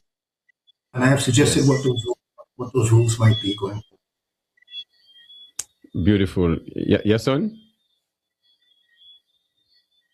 I think we had a very engaging discussion this evening, and I really love the level of discourse that we would have had. I am hopeful that Dr. Griffin would be very much open to coming back, because for me, based on our discussion, I feel like we just kind of scratched the surface on a number of things. And I think that this level of discourse is one that is very much needed. As usual, Banky, when I am here, no devil business here, but I am always, this is the devil advocate. I always still have to have that controversial side sometimes. And typically, Dr. Glenn, you would realize this is how we do it here. It's a reasoning. Though Banky and myself are very good friends, we don't necessarily agree on everything, and we just keep it real like that. And we try to show people at the end of the day that even though we might not agree on the same thing, it doesn't cause us to be enemies. Tomorrow, me and Banky are going to still reason, and we're still going to talk about whatever we're talking about, and then we will come back and have another virgin. And we might not agree on some other issue, and that is what it is. So we try to teach people also that, you could agree to disagree, and it doesn't mean that because we don't agree that I have to take up a gun, I have to take up a knife, or, want to fight with Banky. We just don't agree on that. It's just that issue. Any other comments? Just get in the last of the comments before we go. Go ahead, Mr. Griffin. Before we give Mr. Griffin, I'll do the comments, and then I'll give you the opportunity to make your closing statements, Dr. Griffin. So the last two comments I see here: why are we so focused on vertical growth instead of horizontal growth? So much still to be done on the basic stuff. So much talk about development serves the rich. Every industry we have ever had is targeted towards foreigners. When are we going to handle the most important things? And I like that, because that's one of the things and problems that I have with our governing structure. So here you have a great think tank. A member can be in a think tank right here. All of the concessions and so on are given to foreign investors, and small businesses that are struggling, and they could even do with a fraction of some of those concessions. And even when we look at recently, we heard from a parliamentarian, and it was not disputed by any of the present parliamentarians, that the government would have given Marriott's a $27 or $28 million interest-free loan, because they are having some financial difficulties and financial strains. But what about the small businesses? Why can't they and farmers get an opportunity to get some interest-free loan money where they only have to pay back the money, no interest on it? So why can't we do these things for our people? So I am in full agreement with this comment from Escari as we end. And I am using that also to segue into your closing remarks. So you could respond to what I've said and the comment, and then put your closing remarks in as we're about to wrap up. Just have a couple. I think I made my closing remark. I just have this observation. I think that one of the things we'd want to include in a national conversation is precisely this question. Why is our development targeted towards foreigners and not locals? We are excluded as a function of being divisions and petitions. We are excluded from a number of financial opportunities that Mr. Jensen has. How could that be? Yes. How could that be? How could that be in our country? We, my wife and I took our little nest egg, and I mean a little nest egg. I mean like a hummingbird nest egg, to, when we got here, to this bank on Nevis. I won't mention the name of the bank. We went inside with our little $300 and decided we wanted to open an account. It is testimony to the graciousness of Nevis people that they didn't just laugh at us. They finally communicated to us that this is not a bank for you. You don't have enough money, and the things that we do with money is not the kind of thing that you are permitted to do here on Nevis, so you should go to another bank. How does that happen in Nevis? Wow. So when we get guaranteed basic income from whatever destiny comes here, it ought to be money that is protected by the same set of resources, offshore banking or whatever else, that they get. That money will grow. That's the money you can send a child to college on, not 2 jobs where the children don't even get to see you come home at night and you're exhausted. The other thing I want to say, Ras, is I understood that you're being the quote-unquote devil's advocate because Rastas don't buy into leadership like that. I think we know that. We are independent-minded people. I understood your point, and I think it was well made. I appreciate the invitation to this forum and for the chance to talk openly and critically about this project. Thank you. Yes, I like your last point where you speak and why the locals are not given the same opportunities, because that same landmass could have given to the own locals where we can develop our land with your own creativity, turn it into a brand new town housing area with everything, with all the infrastructure in place, built by our own people who own the land, and they will come. And this is what I've been advocating all the time. We have great contractors, great engineers, great everything. So of the best in the world. I vouch for our people when it comes to development. We have to build some of the best monuments around here, and the housing, they stand up to hurricanes and everything. So we are good at what we do, but we are not given the same opportunities. Where, yes, and I always speak about this gentleman, Urban Jones. I mean, you drive up to our Mount Lim, you see those monument of building. It started with one, then have at least 5 building up there. One a normal person, you would not even know. If you say, who own those? And you put a person there, oh, you'd know he's the owner of those. Simplicity. So money doesn't have a face. Money doesn't have a talent. I understand these things. Okay? So our people, you have Yara, you have Booga. I can call 100 different contractors just in Nevis alone, not even going across it to St. Kitts. So why are we keep doing these things? It's just like in St. Kitts, they're bringing a company from Trinidad to build 2,400 homes. When we're building our own homes all the time, why are we going to take this kind of route when we're missing out on our own people? Then have to import people to do this work. The common sense thing not work, This common sense thing not gonna work. And as I said, if there is a time where our people have to come together and leave party politics alone, it is now.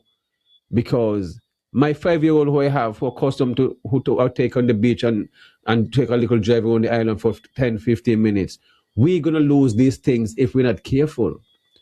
You see, what I've been really hearing from some of our political leaders, they want to put the ratio per square mile in navies compared to some other countries, or in a square mile, you only have 300 people live here, and in a square mile, you have 2,000 people, and in some area in a square mile, you have 50,000 people. Well, I don't care about that. Well, I don't care about that, you know. So you could bring all your scenarios. I know business about that. Keep that to yourself and who you're entertaining with. I am a self-thinking person. I always know what I need, how this place is supposed to be, because I see it around me. I see everything have been taken over especially when it comes to this thing we call tourism. Because tourism is all real estate. It is just real estate in a different form. Importing others who don't look like us, and we're losing our culture at the same time. So, Mr. Griffin, what I said that, and I just add on that on what you said, because it's that I've been preaching all the time, and I'm glad to hear you speak that, because we not putting our investment in our own people, which is the most important resource, our land and the people. That are the two resources we have, and that's where they're coming from. Manipulating the people with the help of our own people. Okay? And getting away with it. But as I said, this thing not gonna work, you know. This thing not gonna work because the people not accepting it. And the more you push, you hold a dark tail, or you hold a shark tail, or you back up a donkey in a corner, he gonna bolt at you, he gonna bite back, and this is where the point we're at. And the leaders at bay, they know these things. So I want to thank you again for being a part of the Real Entertainment Network and the topics. Definitely enjoy the reasoning, and the people themselves also enjoy the reasoning. And we are not just giving away our land, we're giving away our seabed, 12 miles out to sea. And there are minerals all around our seabeds and on our coastlines and all this different stuff. So these people just don't come here. They know what they're looking for. They're well researched. They know what we have, whether it's mineral, whatever is, we don't know what is there. They know. Okay? So, again, I want to thank the listening audience and viewing audience for participating in this discussion, and we really appreciate we could not do this show without you guys tuning in, listening, giving you guys views. Brilliant as an articulate, listeners, as you realize, these are some of the people who should be on this think tank. Can have brilliant ideas, as we can see. So these are how you have to go and select people who mean well, and once that think tank is in position, these things wouldn't really be taking place because we don't really need it. What we need is to develop our little resource that we have ourselves, and who come, they enjoy it, but we're doing it for ourselves.